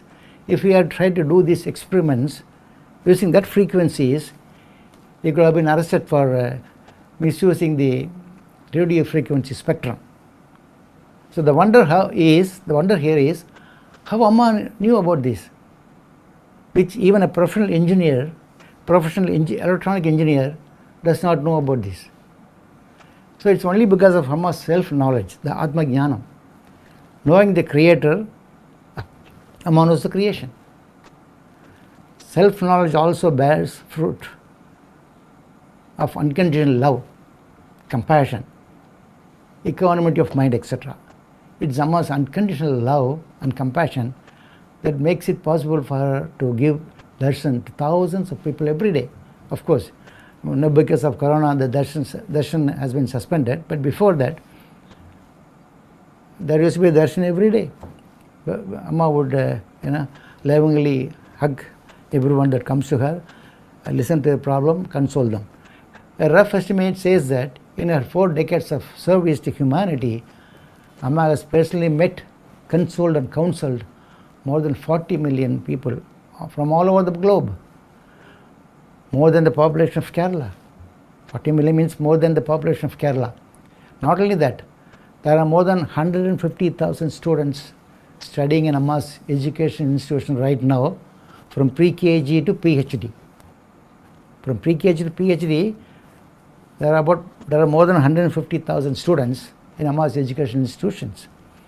And Amma has personally met almost all of them. Amma has also personally met all the employees working in Amma's institutions, which also runs into thousands. The number of employees working in Amma's institution also runs into thousands. This is unheard of in human history. For example, take the case of a CEO of a company. How many employees the CEO will know personally? How many employees a CEO will know in his company personally? maybe the staff working in his department, and some high officials in the company. Now take the example of a company CEO of a company. How many employees will he know in his own company? In his own company, how many employees will he know personally? Understand the point? A CEO of a company, how many person in his company will he know personally? Maybe the staff working in his department and some high officials in his company. But in Amma's case, it's not like that. She has met all the staff members and the employees personally and guided them. This is a unique thing. That's another secret of Amma's attitude. Remember how I said she gives everyone everything their due importance. Well, for Amma, everyone is important. No thing or no person or no animal is insignificant. No thing, no person or no animal is insignificant for Amma. When we interact with people, with our fellow students, our teachers, our parents and staff members here, remember this point. This person is important. This person is worthy of my respect. This person is worthy of kindness. This person is worthy of love. Because in Amma's vision, just as everything is made of gold, is gold alone. Anything that is made of gold is gold alone. Similarly, everything that is made of gold is gold alone. So too, everything in God's creation is God. Everything in God's creation is God alone. So we need to treat people as such with love, kindness and respect. Usually a spiritual leader or spiritual master will carry out only matters related to spirituality. But in Amma's case, it's different. Amma's elaborate activities can be seen not only in spiritual field, but also in the medical field, educational field, housing field, social field, environmental field, sustainable development field, women empowerment field, village development, etc. Amma has revolutionized spirituality by involving in almost all fields of humanity. Amma teaches us to have a spiritual attitude while performing our task. Any help or assistance to the poor and needy with a selfless attitude is a spiritual act.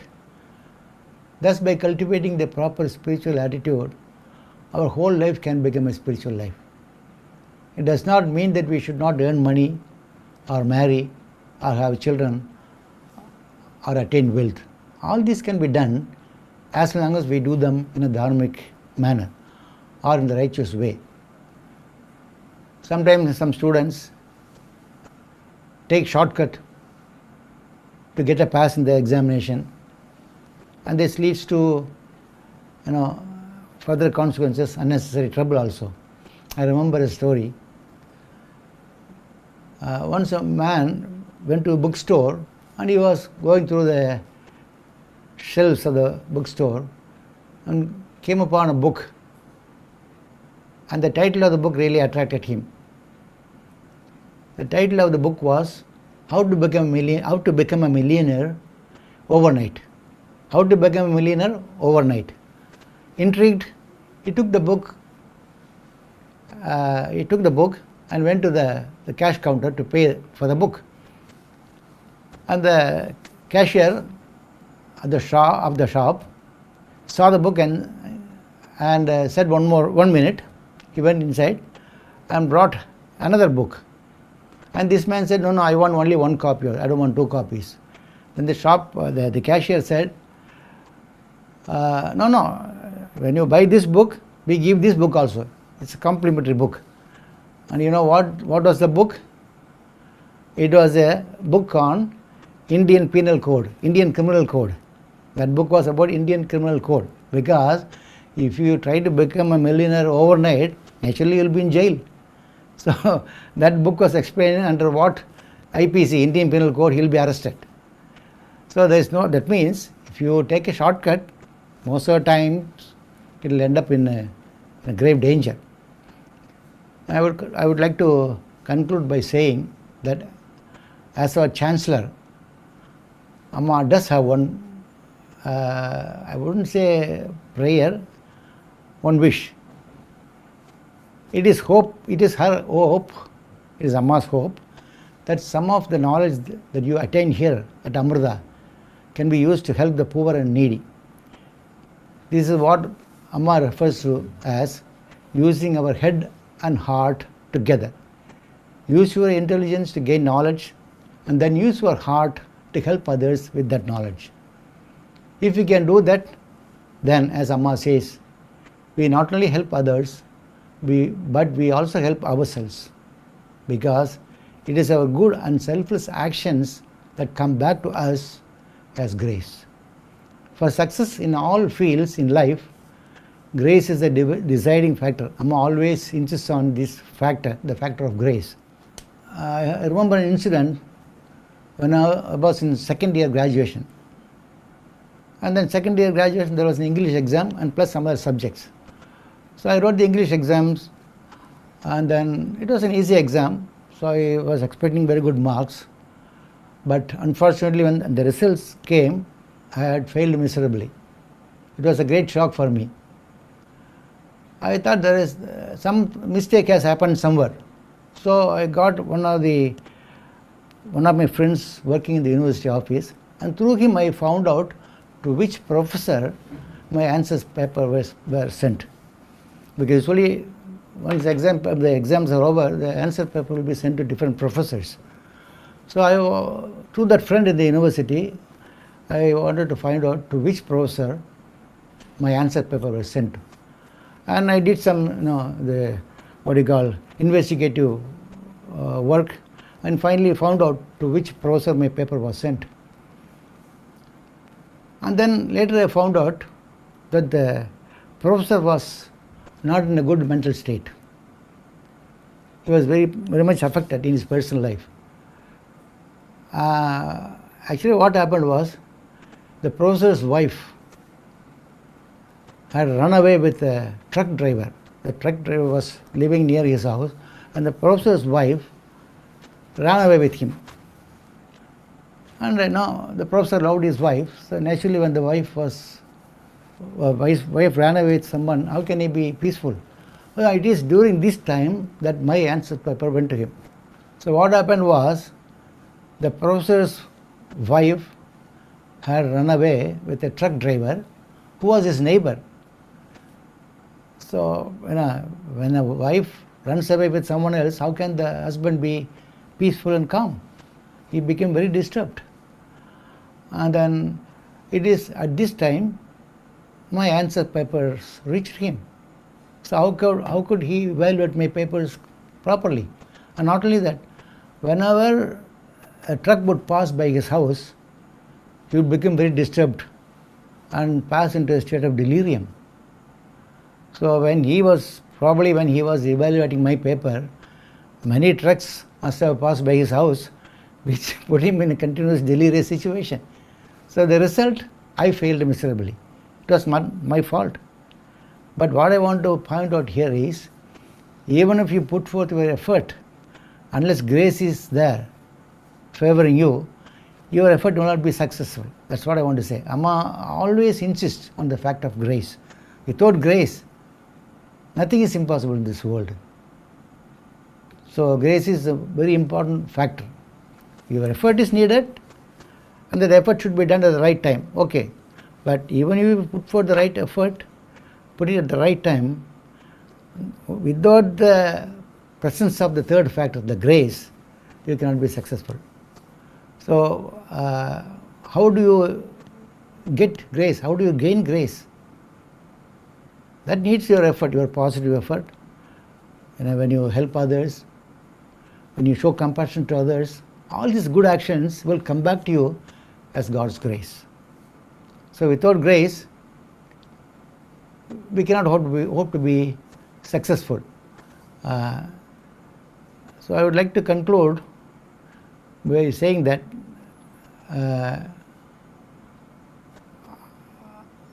we all should strive to gain the grace also. Of course, as a student, you know, you have to focus on your studies. That's your dharma.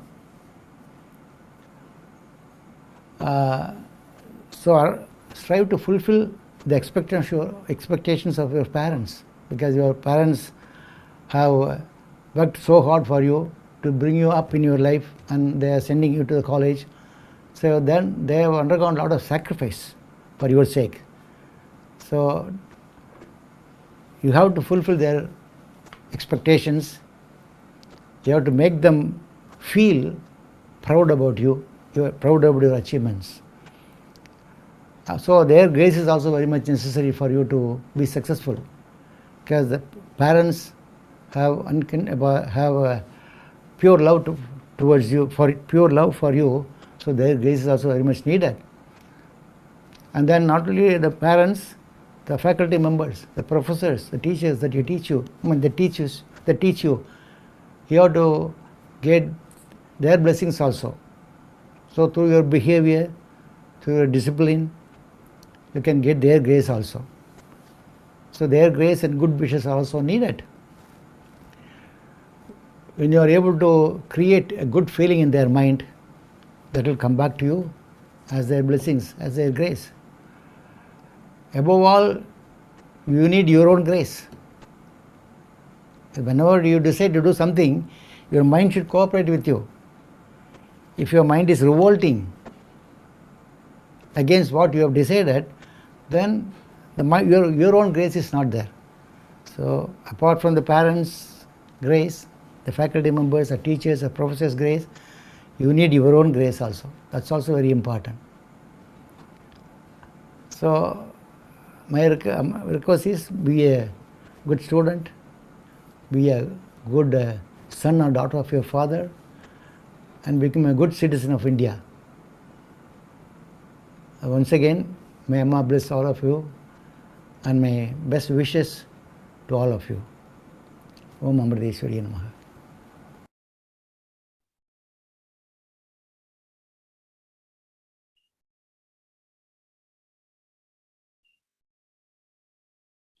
Swamiji brings with him the wealth of knowledge to help imbibe, inculcate, and impart the all important aspects of true values and integrity essential for society in general. Thank you so much, Swamiji. Now, I would like to welcome Dr. Manisha V. Ramesh. Dr. Manisha V. Ramesh is the Provost and Dean of International Programs, Amrita Vishwa Vidyapeetham. She has been acknowledged by the Stanford University as one of the world's leading teaching and research institutions, among the global top 2% in their respective fields for the quality of her research. With over 150 plus research publications and 20 patents, Dr. Manisha is also the director and professor at Amrita Center for Wireless Networks and Applications. She is world expert on technologies for landslide disasters, and her research work in diverse combining many interdisciplinary areas of computer science, electrical and electronics engineering, and sustainable development. She has also won several national and international awards, with the most recent being UNESCO Chair on Sustainable Development. Now, I would like to invite Dr. Manisha V. Ramesh, Amrita Vishwa Vidyapeetham, to illuminate us on the international opportunities available in the university. Thank you. Namaskar, Samji. Namaskar to one and all. Let me just share the screen.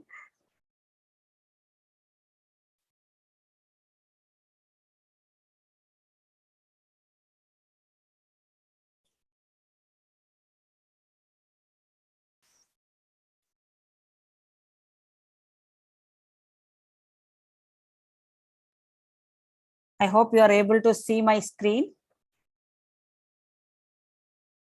Yes, ma'am, it's visible.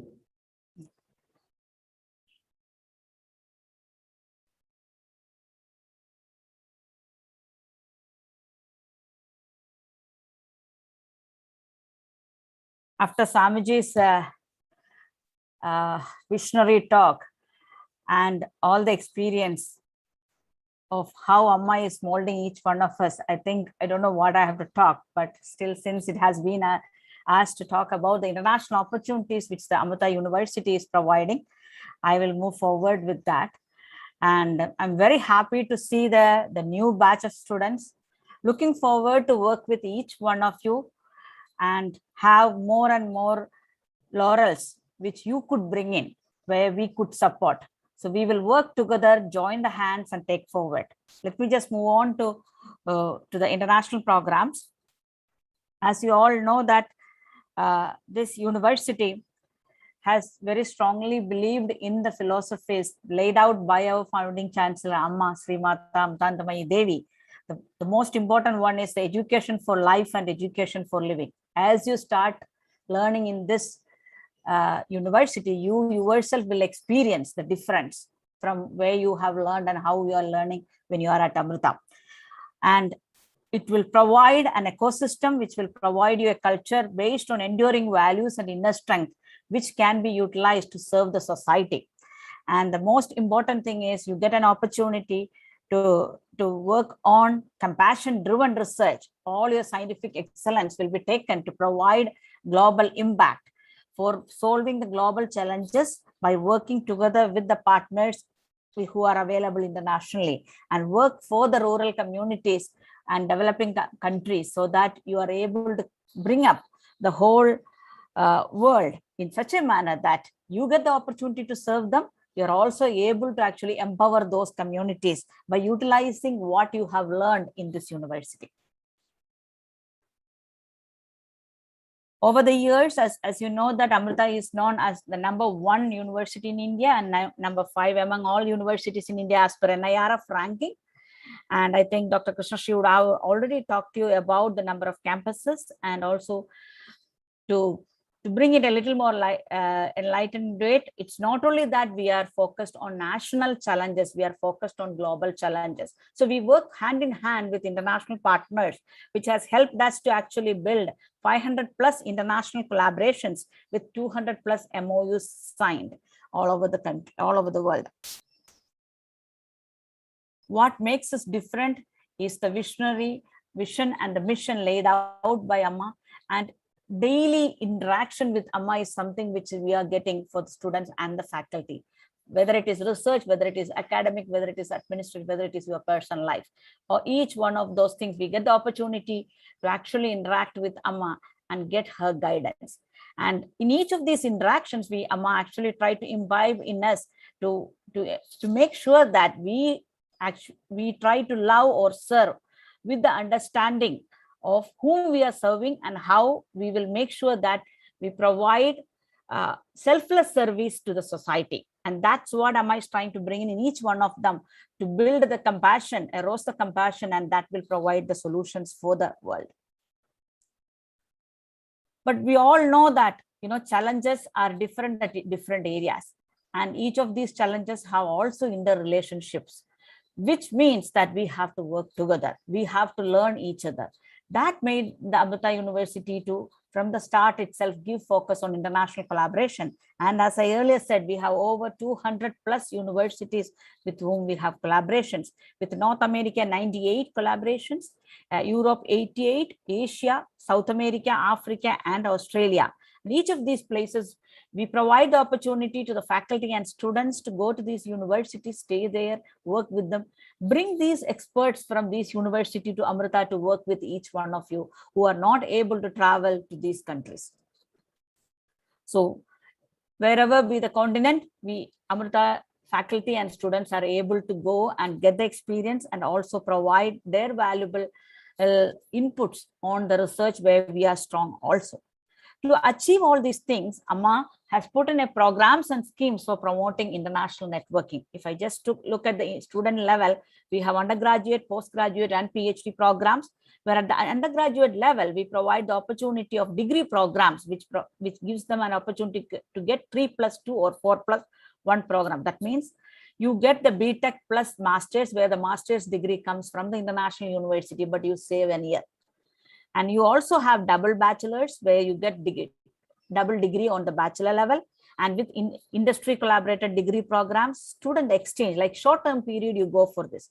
Same thing, opportunities are given to even master students, where you're able to get the international dual degree with another university. So 1 year you will be at Amrita, and 1 year you are at the other university, and get the degree from both sides, which gives you a better horizon to move forward. You also have international industry degree program.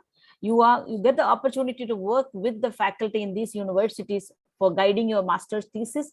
Go for a student exchange for a short period so that you can understand, you can work with them, and then decide how you want to move forward, summer schools, etc.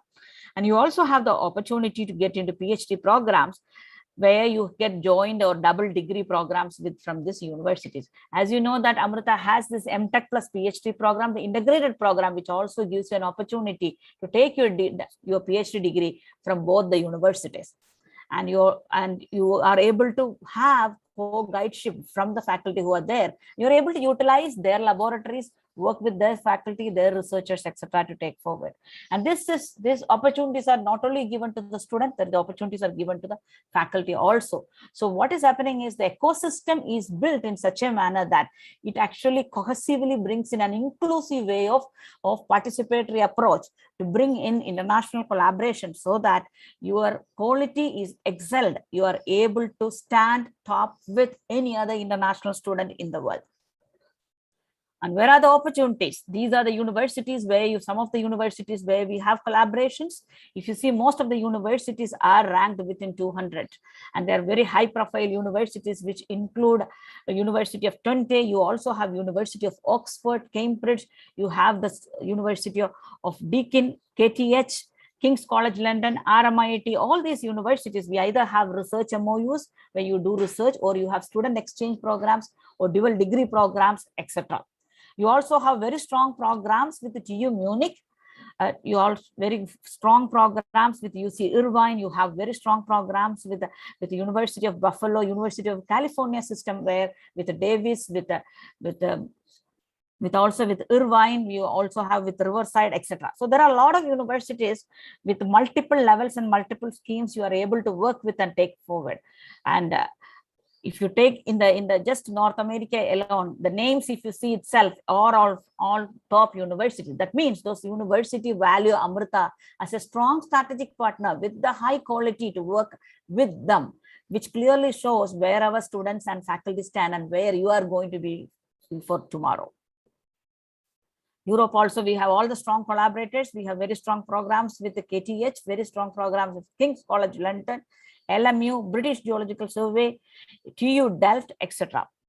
And both Australia and Asia side also, we have very strong programs. So it's not only international university, we also have very strong collaboration with international industry, where you are able to work with them for your internship or master's thesis, or you're able to get also to work on their research projects. So these are the different collaborators which Amrita has, which comes as a portfolio for you to work with. As of today, if you see in Amrita, the different student opportunities in dual degree, we have more than 650 graduates who has got dual degrees. And some of those examples, which is we have with Holland or the Netherlands, VU Amsterdam, with M.Tech and MS in wireless networks and distributed systems and cybersecurity, students are getting those opportunities. Institute of Mines Telecom with MBA and MS, UV, University of Buffalo, Sunny Buffalo at US with M.Tech and MS in automobile engineering and embedded systems. University of New Mexico, any area of M.Tech and MS. University of L'Aquila, MS and M.Tech in computer science. University of Louisiana, Lafayette, MS in computer science, Auckland, like that, several universities. I'm just giving you the samples. Double PhDs with VU Amsterdam, with the University of Buffalo, University of New Mexico, Politecnico di Milano. Integrated programs with the University of California, Irvine, KTH, University of New Mexico, Auckland University, École Centrale, University of California, Riverside. More than 60 plus students went for that, and double PhD, more than 225. And internship with the strong, very high profile universities on different areas with ETH Zurich, NTU, TU Munich, UC Davis, Northern Illinois, Colorado State, University of Romotre, and also short-term programs with several universities where you go for 1 month to 3 months on specific areas, specific projects. And most of the students who went for short-term or internship also have got opportunities to get fully funded PhD opportunities also. So, and student exchange with more than 100 plus opportunities per annum for student exchange with all these universities. So what are the collaborative academic programs providing you? An exposure to cutting edge research, academic experience abroad at a fraction of cost, global perspective, making you more globally relevant and competent, great future prospects, PhD opportunities and jobs. So all these programs has been laid out, and before you leave this university to the international university, the courses are mapped and you are able to work on specialization in those areas without any extra tuition fees to be paid, which are also bringing you the future prospects. And these are some of the universities where you have student exchange in different places. And we also have, as I said, a lot of integrated programs where you don't even need GRE or TOEFL to get these admissions, and with scholarships, with and ample seats and PhD opportunities in these programs. And in the integrated masters and PhD programs also, when you're doing this double masters, you don't need GRE or TOEFL requirement. By being just an Amrita student, they're accepting you as such, with your as a quality student, and then give you the opportunity, and which leads into PhD opportunities, and also international industry job profile is coming in, and most of them are getting industries in those countries with very high salary scale. And dual degree, these are some of the dual degree masters opportunities we have with University of Arizona, VU Amsterdam, University of Buffalo, or UNM, etc. And we are also coming up with multiple pathways of integrated degree pathways with the University of Arizona, with the different programs at Amrita University, where you can get either University of Arizona's full-time degree plus Amrita full-time degree. And they are the top 20 in US public research institutions and top 100 best global universities. International internship, option for participating in end semester thesis, opportunity to work with globally recognized professors, and 24/7 access to state-of-art laboratories they have, and exposure to multicultural student community. What all this provide is you are able to actually work in this multicultural, and that is what all the industry is looking for. Are you able to cope up with the pressure and the stress which comes in when you have to work with people coming from different culture with different languages? So those barriers are you are breaking as you get this exposure. And these are the different short-term programs which gives you opportunities for 2 weeks to 2 months and credit transfer, whatever you do there, and can also go up to a quarter. So it's just not one program what Amrita offers. You have a progress of collaboration which starts from the building your curriculums from the board of studies, to exchange programs, to research publications, to integrated programs, to leading into double PhD. So you are able to actually become global citizen, and you are becoming part of the global university network to take forward. And all these are also taken care by Amrita by putting in a big ecosystem which provides also international scholarship and fellowships for the students to take up these challenges and move forward. And at the same time, bring in international students into our ecosystem so that they work with you, so that you are able to exchange the ideas and work together to become an international citizen. And these are also accelerated by having more than 25% to 30% of international faculty in each of your schools, who are also bringing in the wealth of experience they gain from these universities for internationally there, and bringing in the opportunities both in the national side and also in the national aspect. To make it much better, to get the best of the world, we bring in adjunct faculty, which include even Nobel laureates. Like you have Leland Hartwell, who is the Nobel laureate and who is currently in Arizona State University. We work very closely. He even teaches our students. We also have people from the different universities and also industries. Like if you see Dr. Nagabhushan, he is the Vice President of Technology for Qualcomm. Dr. Prashant Mohapatra is the Vice Chancellor for Research for UC Davis. You have people from Oxford, University of Top. So each of the research areas, each of your topic, we look at who is the best, the top, we bring in for you. And how do we make sure that you are able to compete with the students internationally? We make sure your curriculum is designed by board of studies of members who comes from different parts of the world. This map clearly tells you from which all countries or which all areas we have board of studies members coming in and designing your curriculum, so that you are able to cope up with the international students, compete with them, and get the same opportunities for you, so that we make sure you get a better horizon by being at Amrita. The most exciting part is you get the opportunity to work on international research, where we have multiple partners where we work. You work along with our faculty, and our students join these things on specific thematic areas like water, energy, education, skill development, health, sanitation, disaster, any area you take, we have multiple international projects where students are getting opportunity to do their master's thesis, PhD thesis, student exchange, etc. with these partners.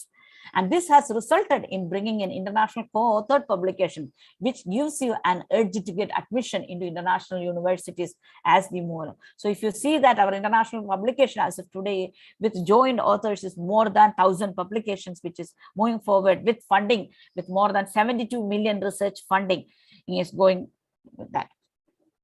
And to accelerate the whole thing, we also bring in international events, conferences, workshops, seminars, so that it brings in the latest events which is happening. We know that this itself is not enough. We know that we want to build a student who is able to serve the society. So Amrita has brought in a very unique program called Live in Labs, where your multidisciplinary theory into practice program brings in that program to facilitate research, development, and deployment of sustainable solutions for current challenges faced for rural communities in India. So what is this? Till now we were talking about the international. Now we are talking about the opportunity we give you to go to rural India, be in the community, live in the community, understand what are their challenges, and work with them participately and build solutions for them. So what you learned, you use to serve the community. So you get the experiential learning by being in the community. You get the opportunity to work with students from interdisciplinary area and build very strong solutions, very innovative ideas, out of the box ideas, and build sustainable solution, which is a life enrichment training which you will get. And we work in the thematic areas: energy and environment, water and sanitation, health and hygiene, livelihood and skill development, education, gender equality, waste management and infrastructure, agriculture and risk management. Let me just show a short video on this.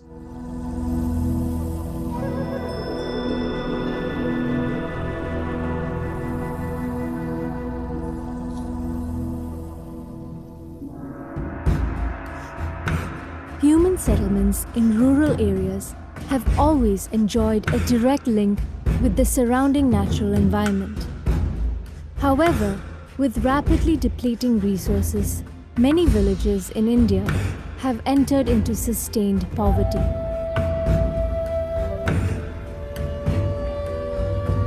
In 2013, Amrita Vishwa Vidyapeetham, guided by its Chancellor, Srimata Amritanandamayi Devi, launched the Live in Labs program. We have made this program in such a manner that it has closely knitted the interdisciplinary domains together to bring in the solution. We give the students an opportunity to see the rural community, be in that environment, in the rural community, along with them, live with them. So automatically compassion will be generated in their heart, which provides them an opportunity to find out what are the challenges they are facing and how their technical knowledge can be used to provide it as a solution. The Live in Labs program continuously strives to achieve the UN Sustainable Development Goals by fostering self-reliant communities. Bachelor's, master's, and PhD students from all over the world can spend 2 weeks to 6 months working with Amrita faculty and students at one of the program sites.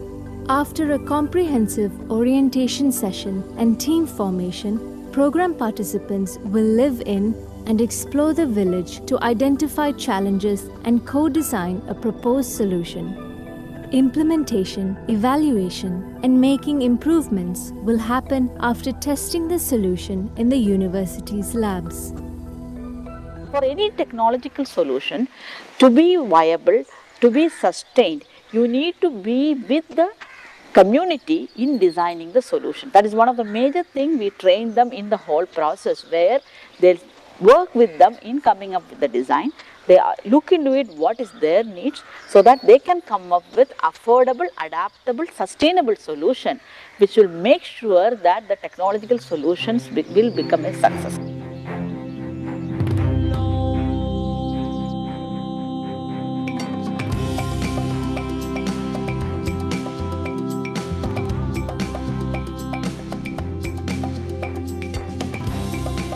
The program draws on principles of human-centered design, for the development and deployment of sustainable solutions in the areas of energy and environment, by developing pathways to access renewable electrical energy, utilizing smart energy technology, and encouraging sustainable practices to protect the environment and conserve natural resources. Water and sanitation, by designing micro-water distribution and management systems, implementing water filtration systems, and fostering water-wise communities. These are joined by initiatives in rural sanitation, which develop sustainable models for toilet construction fostered through democratic participation. Health and hygiene, by implementing hygiene awareness programs to increase community health and well-being, developing low-cost technologies, diagnosis units, micro-healthcare management devices, a rural health management system, and epidemic management and detection programs. Livelihood and skill development, by designing immersive training programs to acquire new skills, further developing existing skills, and identifying alternative and sustainable income generation avenues, ensuring long-term viability. Education and gender equality, by encouraging gender equality in education through immersive technologies for language training, vocational training, after-school assistance, and life skill training. Waste management and infrastructure, by exploring environmentally sustainable solutions for rural waste management, such as waste-to-wealth initiatives and alternative affordable construction techniques from natural resources. Agriculture and risk management, by designing innovative and smart technologies to promote efficient farming practices, developing techniques to enhance soil and crop quality, and implementing models and systems to map and identify environmental risks.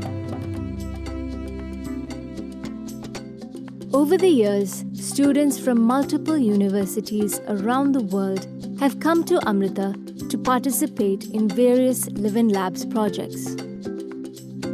India's villages are her life force, and they need immediate care and attention. Societies are at their most resilient when knitted closely with threads of love and compassion. So join us and let us work together to develop self-reliant villages in India. Experience is the final evidence for knowing.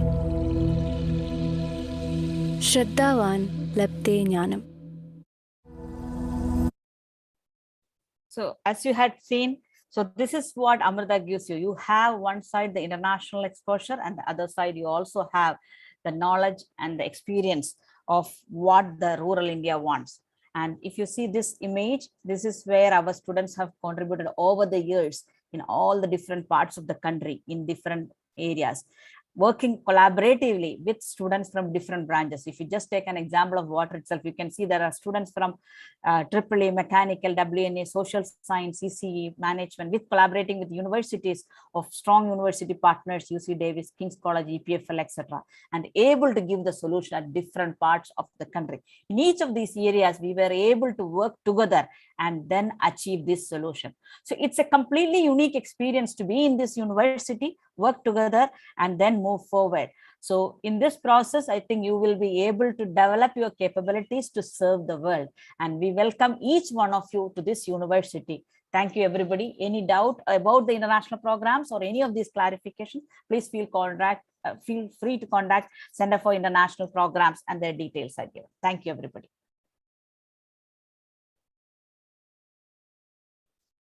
Thank you so much, ma'am, for enlightening us on the international opportunities available in the university. In fact, participating in Live-in Labs program at Amrita has transformed my life too.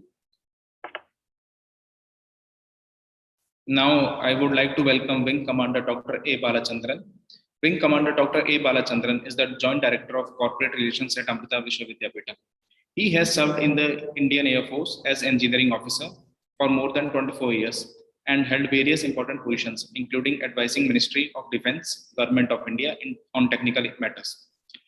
He is now looking after corporate and industrial relations at Amrita for the past many years and is responsible for establishing industry-academia links for mutual benefits. Now I would like to call upon Dr. A. Balachandran for enlightening us about Amrita's corporate relations.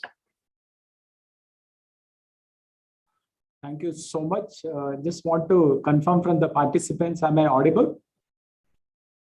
Yes, sir, you are audible. Let me share the screen.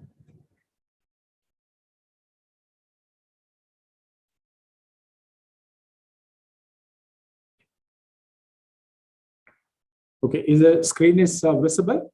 Yes, sir. Yes, sir. Yeah, thank you so much. The biggest challenge which I am facing now is to stand in front of the audience and their lunch.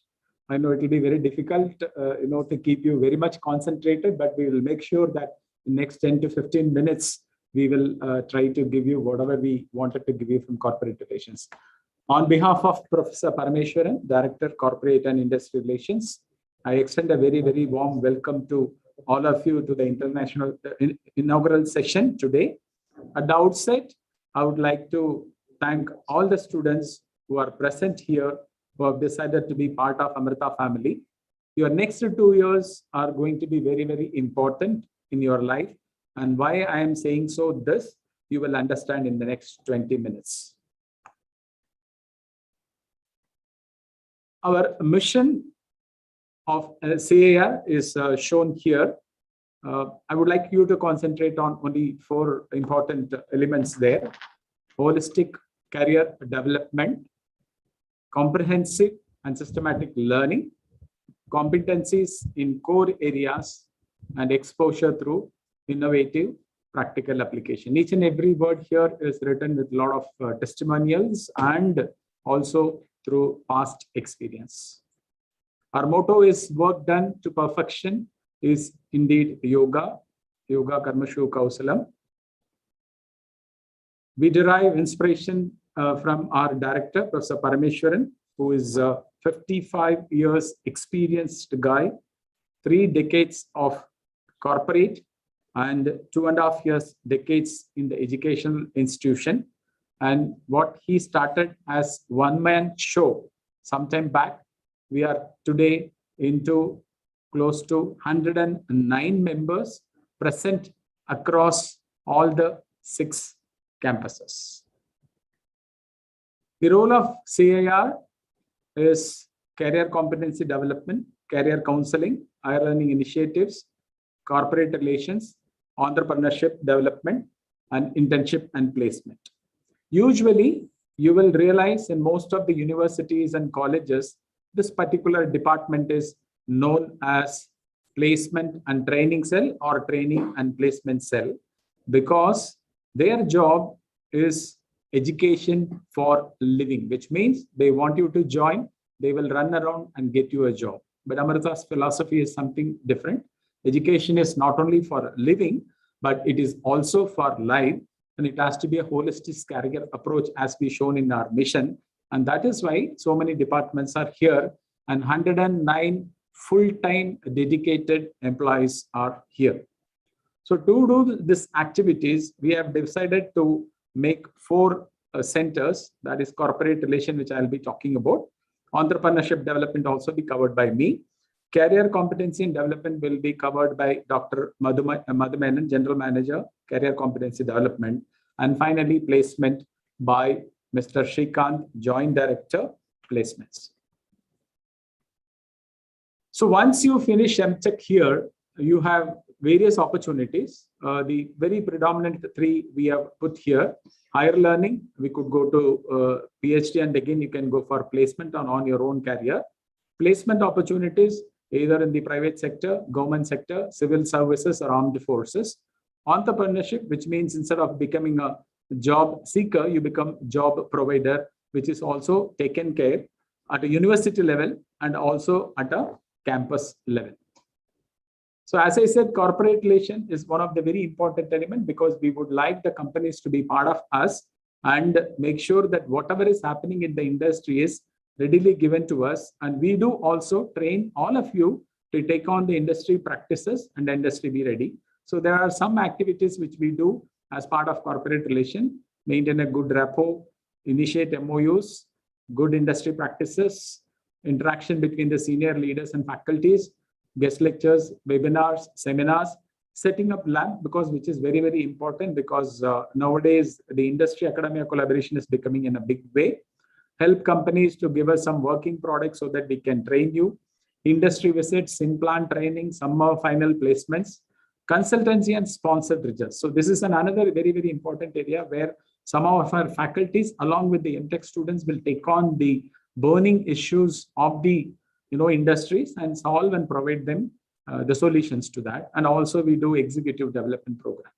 So to do that, we have a wonderful corporate action plan well laid out. So when we visit the companies, we have about 15-20 activities. Not all companies can take this kind of activities and come and do with us, but at least they can engage with us on 4 to 5 activities so that slowly we build up the confidence building measure. And subsequently, you will find the relationship is going from strength to strength. Morning, you all heard about Bosch.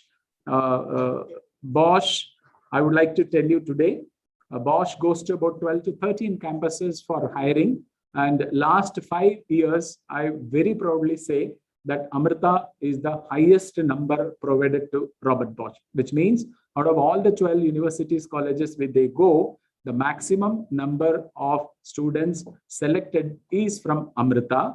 And that is thanks to all of you first, and then our faculty members and management per se. So Amrita Center for Entrepreneurship is, as we said, that one of the activity which we take.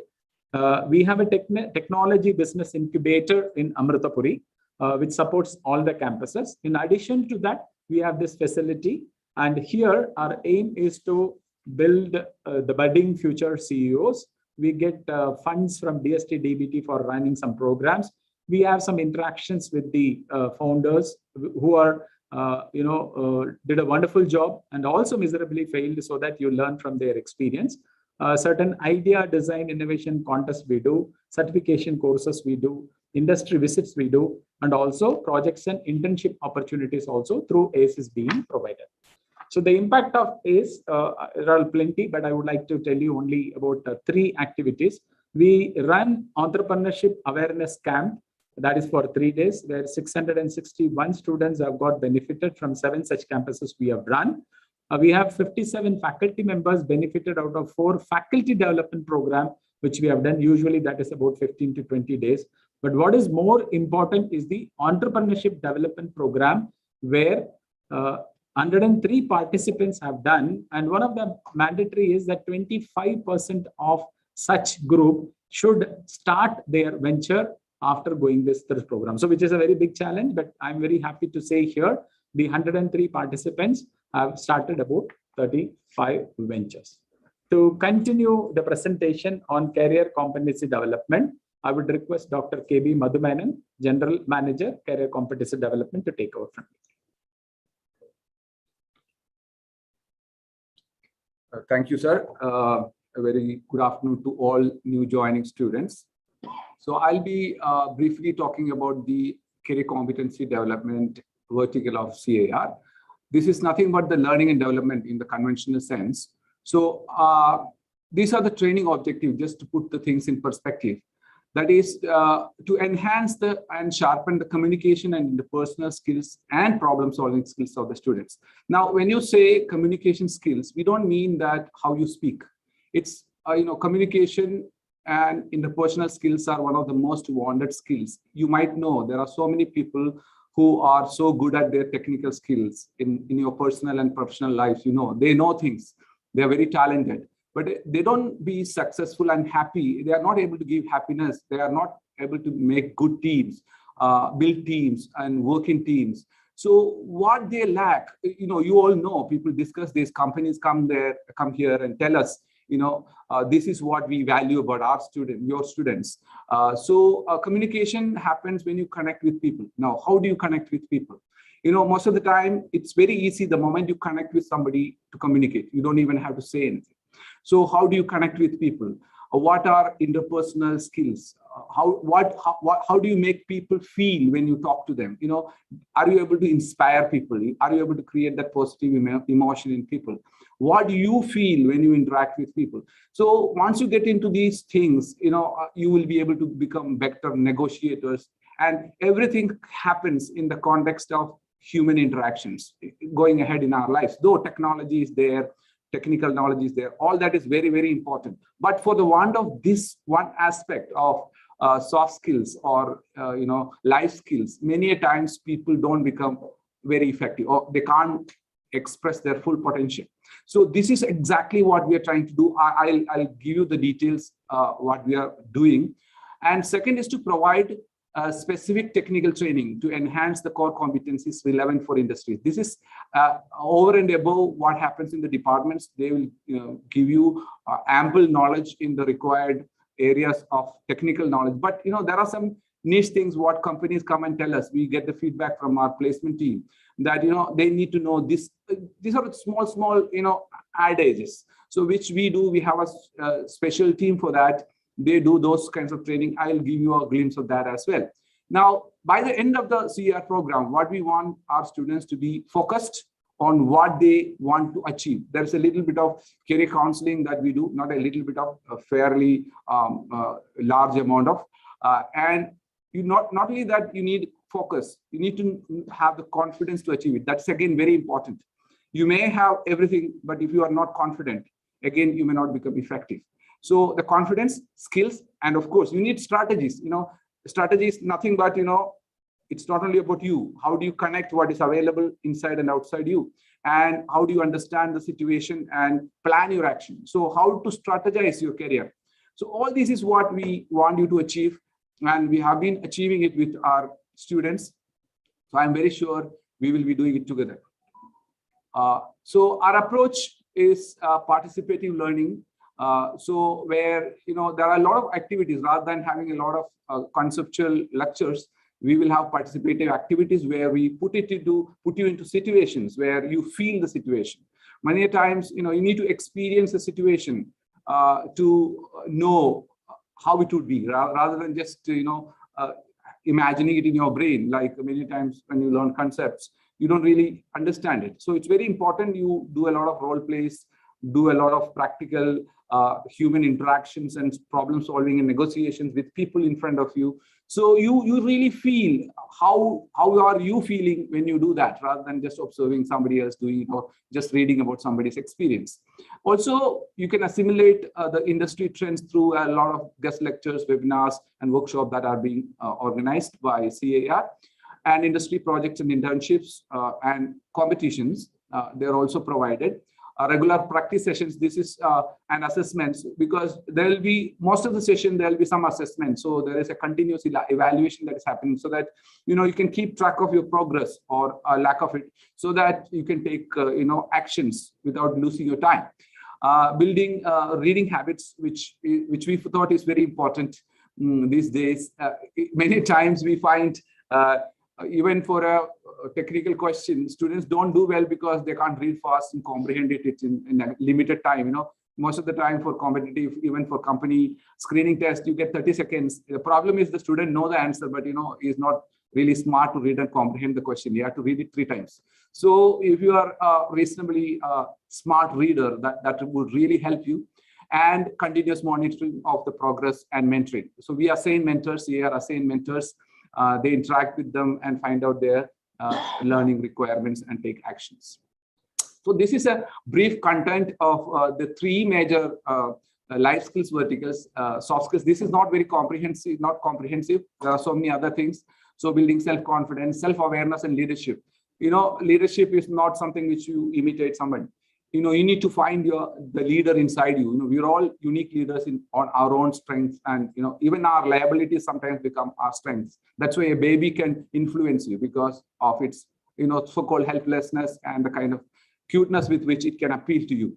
So, not that you should use all the time your vulnerabilities to lead, but it happens. Your leadership is a combination of whatever you are. You don't have to chip your sides to become a leader. You have to really be self-aware and leverage. And communication and personal skills, I just said, group discussions are very, very important to know how you can express yourself and, assimilate points that is coming from others and coming to a solution. So most of the time we tell our students that you need to know how to come to solutions by discussing with people. So it's a very interesting process that happens in every organization. That's why they want to see how good you are in your group discussion activities. Public speaking, I don't have to talk about it. You know the importance of it. Corporate etiquette, CV writing, time management, mock interviews, we conduct plenty, and listening skills. These are all things. And also under verbal skills, vocabulary, grammar, so many things comes. And aptitude skills, we call it numerical aptitude, data interpretation, data sufficiency, so many things, critical thinking, reasoning ability, so many things comes under that. So we have a very elaborate curriculum, which books, I'll just show you the pictures of that. So also we conduct core competency training, especially we conduct certification programs like Amazon Web Service, Cloud Practitioner, SA, all these things. We train the students, they go take the test from the company, NACLAD, Autodesk, all this BIM, all this, we give them training. We have a team who gives them training, and you can go take the test from the companies, these agents, and you get the certification. That would be great leverage when these companies come to, or similar companies come to recruit from us. So this has been happening, and that has become a very comprehensive, impactful approach to keep students very, very focused and skilled in certain technology and areas.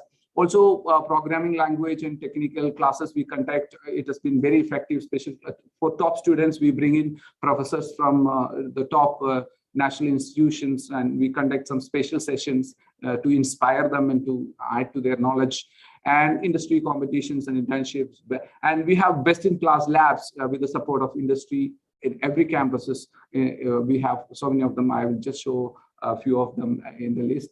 And this is our curriculum. For first semester, we have a pass or fail course.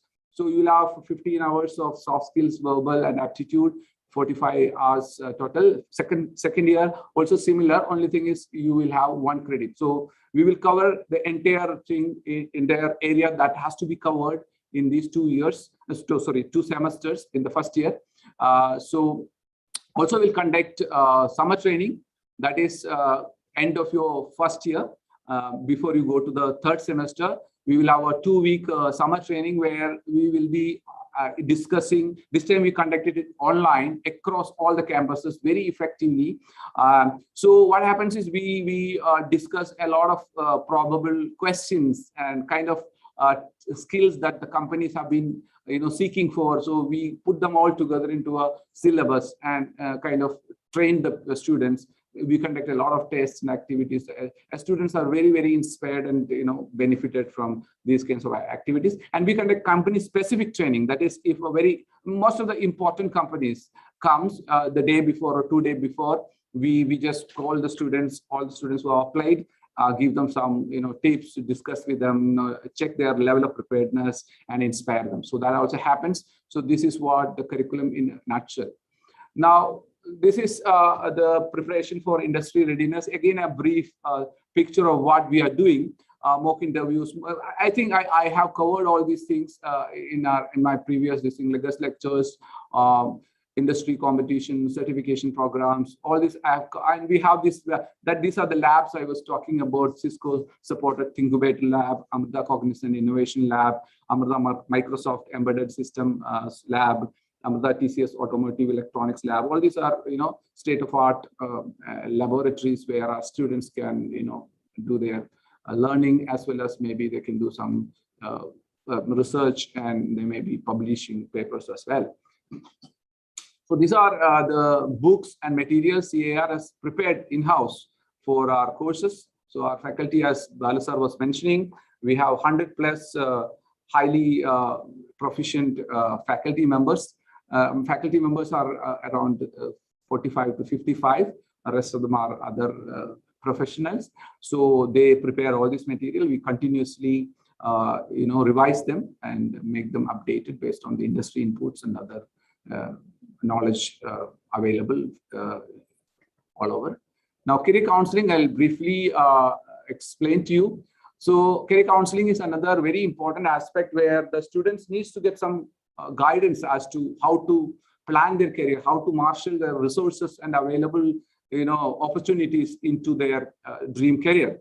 So usually this is again practice. There are two ways to design your career. One is to find a job and fit yourself into the job. That's what conventionally we all do. We get a job description, see your CV, compare your CV with the job description and see how do I fit into the job description. And if you have some gaps in your CV, you try to fill in those gaps by enhancing your skills and fit into the job.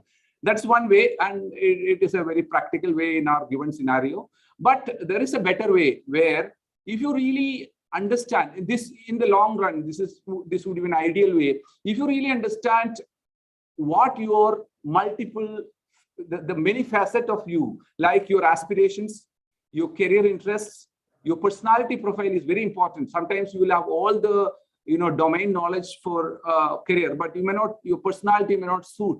For example, you suppose you want to become a surgeon, neurosurgeon. You may know all the pathways in the brain. You are very dexterous with your hands. But if you are an anxious person, it would be a pressure on you because you are cutting human body. So you need to have the personality of a surgeon to run long way. Or if you want to become sales professional, you know about the product, you are very smart in understanding people, you are very social skills are high. But suppose you are an introverted person, in a day you cannot interact with more than 10 people, then you feel a little people tired. You just want to take a break from people. You cannot talk to so many people in a day. Now that will definitely affect your you'll get stressed because you are pushing yourself against your natural tendencies. Core values, that means what is important to you, what is not important to you, what is that you would like to do. So core values, if your job does not align with your core, some people, if you ask what is that you want from your life, some people will say I want achievements. Some people will say I want security and safety.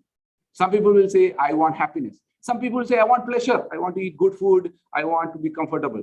Some people would say I want to recognition. I want people to my picture should come in the paper. I want people to appreciate me. I want to get so many likes in the Facebook. So some people, it may not be even important. They don't even want people to know their names. They just want, some people want to find some meaning in life.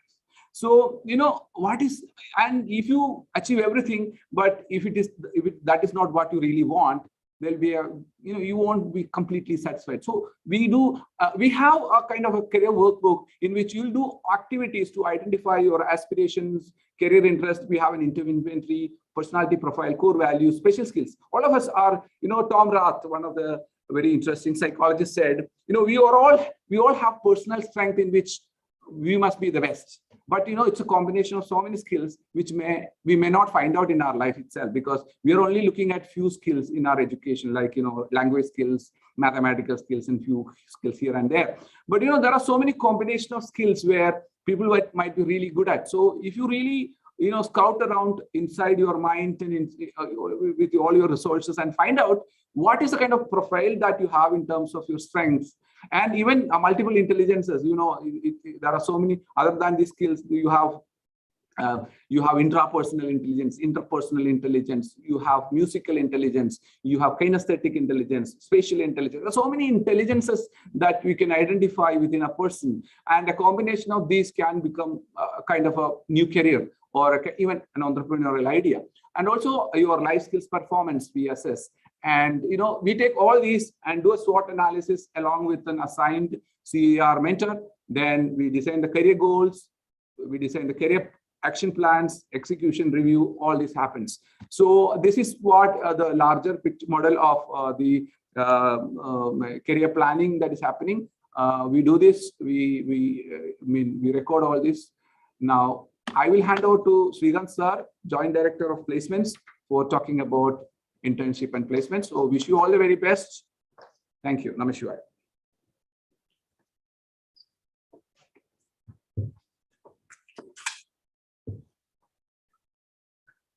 Thanks, Dr. Madhu, for giving such an elaborate presentation on the career competency support which Amrita, particularly CIR, gives to the students those who join. As now it is very clear from Bala sir's presentation on the corporate relations as well as on the career competency development from Dr. Madhu, how robust and strong the system is within, so that automatically the placement takes place on its own way, in a natural way. So normally we say placement is a kind of byproduct because of that strong support of the two arms which we receive it. When it comes for the internship and placement for the postgraduate students, that is M.Tech, you can see it. We provide almost, I should say one thing upfront and very clearly, that no institution in the world, not in India alone, can commit 100% placement. At the most, we can give 100% opportunity for the internship and placement. And that is what we provide as a platform. We have a dedicated placement team present across all the 4 campuses. Of course, Chennai campus is just nascent one and there is no postgraduates. We get generous support from the industry across the domains, as Bala sir has already mentioned about, that supports both for internship and full-time employment. A structured path of internship which commences as early as 2nd semester onward. In fact, 2016 onward, it's a very interesting term which took place. Majority of the companies, corporates, those who initially used to hire postgraduate students, typically M.Tech students, as a full-time employees, slowly they shifted from full-time employment to an internship mode. Almost for past 6 and 7 years, there has been a robust system which has been established wherein students from all M.Tech across branches, across campuses go for 1 year of internship, which really helps students understand the industry, technology, and also fit themselves into the system. There is a well-laid down placement policy emphasis on securing and safeguarding interest of each student. Ample opportunities for students to improve their placement prospects from currently held offer continuously in terms of compensation and domains.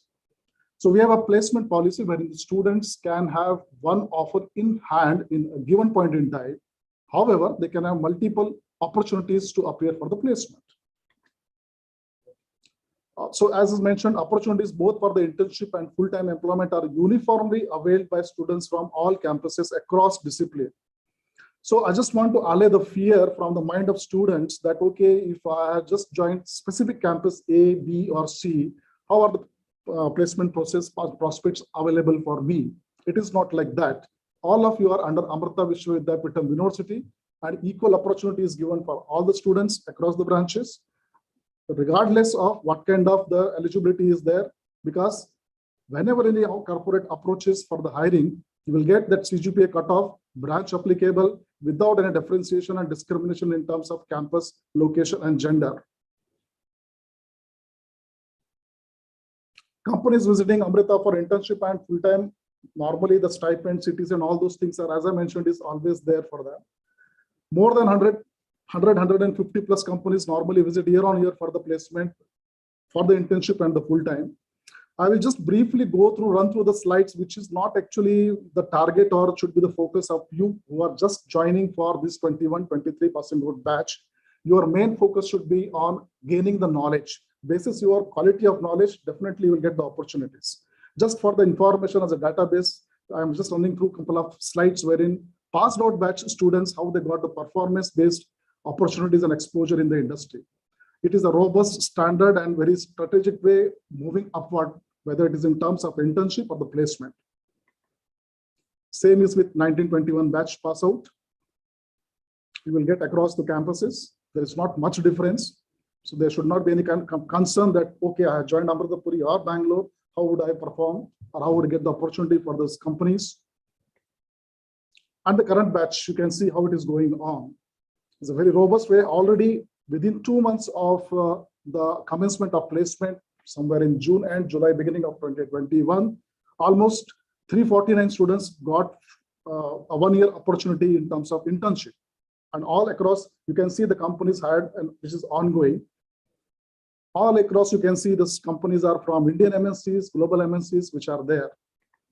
A few of the companies which support corporate support Amrita.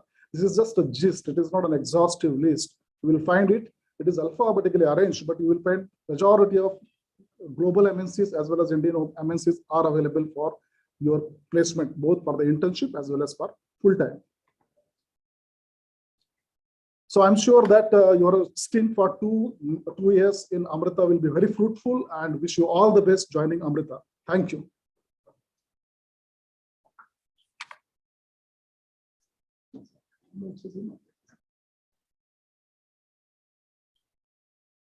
Thank you so much, sir, for enlightening us about Amrita's corporate relationships. Now I would like to invite Krishna Shri ma'am for the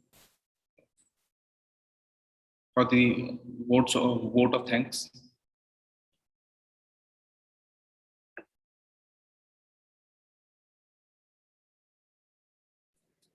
Thank you, Amardeep. We've come to the concluding session of this inaugural session. I really am extremely delighted that all of you had at least a flavor of what you will see in your journey at Amrita in these short 2.5 hours. I'm extremely grateful to the president of regional president of Bosch, Mr. Shaumitra Bhattacharya, to have really graced us in this occasion and shared with us the vision of Bosch, invented for life, and how their presence all over the world is making a difference. Like our CIR head, Dr. Balachandran said, we have really contributed to their success as well. So we can also be very proud of the fact that they have chosen us as a premium partner in their endeavors, especially with regard to recruitment. I'm extremely grateful to Ramakrishna Swamiji, whose words really, are so powerful in the sense that he actually nicely gave, you could say, a formula for being successful in a very simple, elegant way. External success, professional success is definitely important, but more success, more sustained success comes only through personality development and orientation of your attitude and aptitude. And that also we take care of here at Amrita, and that's why we call it as education for life and education for living. I'm extremely grateful to our provost and Dean International, Dr. Manisha Ramesh, for having given like a good outlook of what opportunities our students can look forward to. One thing that I really want to mention is that from the international outlook, Amrita Vidyapeetham is ranked first in the country as per the international ranking. So we care a lot about giving our students exposure to the best of what the world provides, because we do not want an Amrita graduate to be any different from any other international graduate. And so not only through these degree programs, but continuous participation in events and competitive events, you can see firsthand yourself where you stand against the worldwide graduates of your age. So these are opportunities we would love for all of you to participate in. It comes as additional extracurricular activities outside the classroom, clubs, etc., from robotics to security to artificial intelligence to automotive, to so many different clubs that really help you tame your skills and really sharpen them and allow you to achieve just beyond a degree competence and excellence. With that, I would also like to really thank the team from our corporate relations, Dr. Balachandran, Dr. Madhu, Mr. Shrikant, who tirelessly work. In fact, I know that many students come to Amrita because of their work, which is really giving them a fantastic future, a fantastic opportunity to start your professional life. And we work very closely, the academic departments work very, very closely with the CAR teams to ensure that the communication of what the needs are from corporate environments are very nicely percolated and integrated into your education program. So we work as one team, and with their interface, things are very, very easily accomplished. At this juncture, I would very much like to thank the deans of the various schools and also the principals who have really helped us get all the activities together to get you all enrolled. And it is their vision and their hard work that has also been instrumental in making Amrita what it is. I cannot thank enough the supporting departments such as the ICTS and others who have really made today's program very, very successful. My own team, the admissions team, who who do not do work just for the sake of admissions, who really put a lot of passion in really talking to many of you, each of you, clearing all of your doubts, etc. And their, hard work and commitment has also made this day, this event very much possible. And I simply thank them for the same. I really am grateful to Joydeep sir for really bringing us the best of what the industry can offer, and also his continued guidance towards making exceptional engagements within Amrita. So with that, I'm concluding this vote of thanks, and I really wish all of you the very best. I really hope to have the opportunity to meet each of you, to work with each of you, to understand your aspirations, and to see how we can well align your goals with what Amrita can provide. I leave it to all of you to really maximize your presence at Amrita, your approach and your reach within the institution is what we will be helping you with.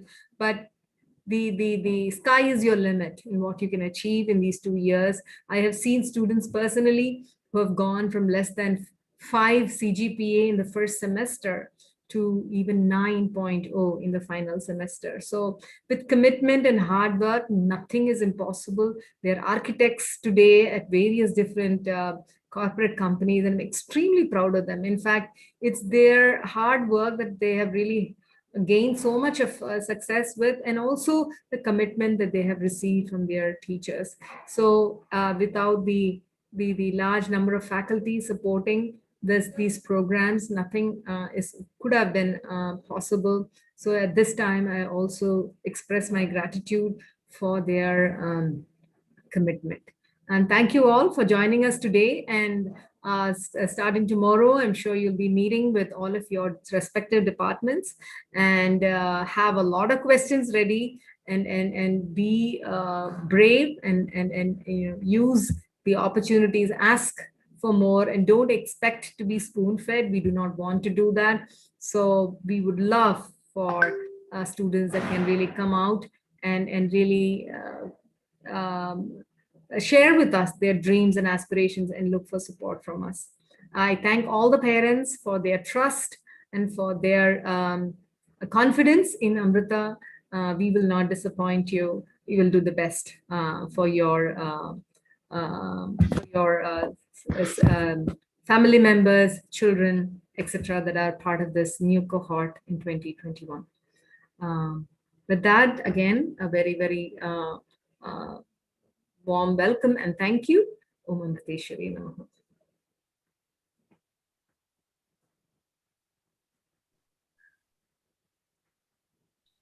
As Amma says, thank you, Krishna ma'am, for the vote of thanks.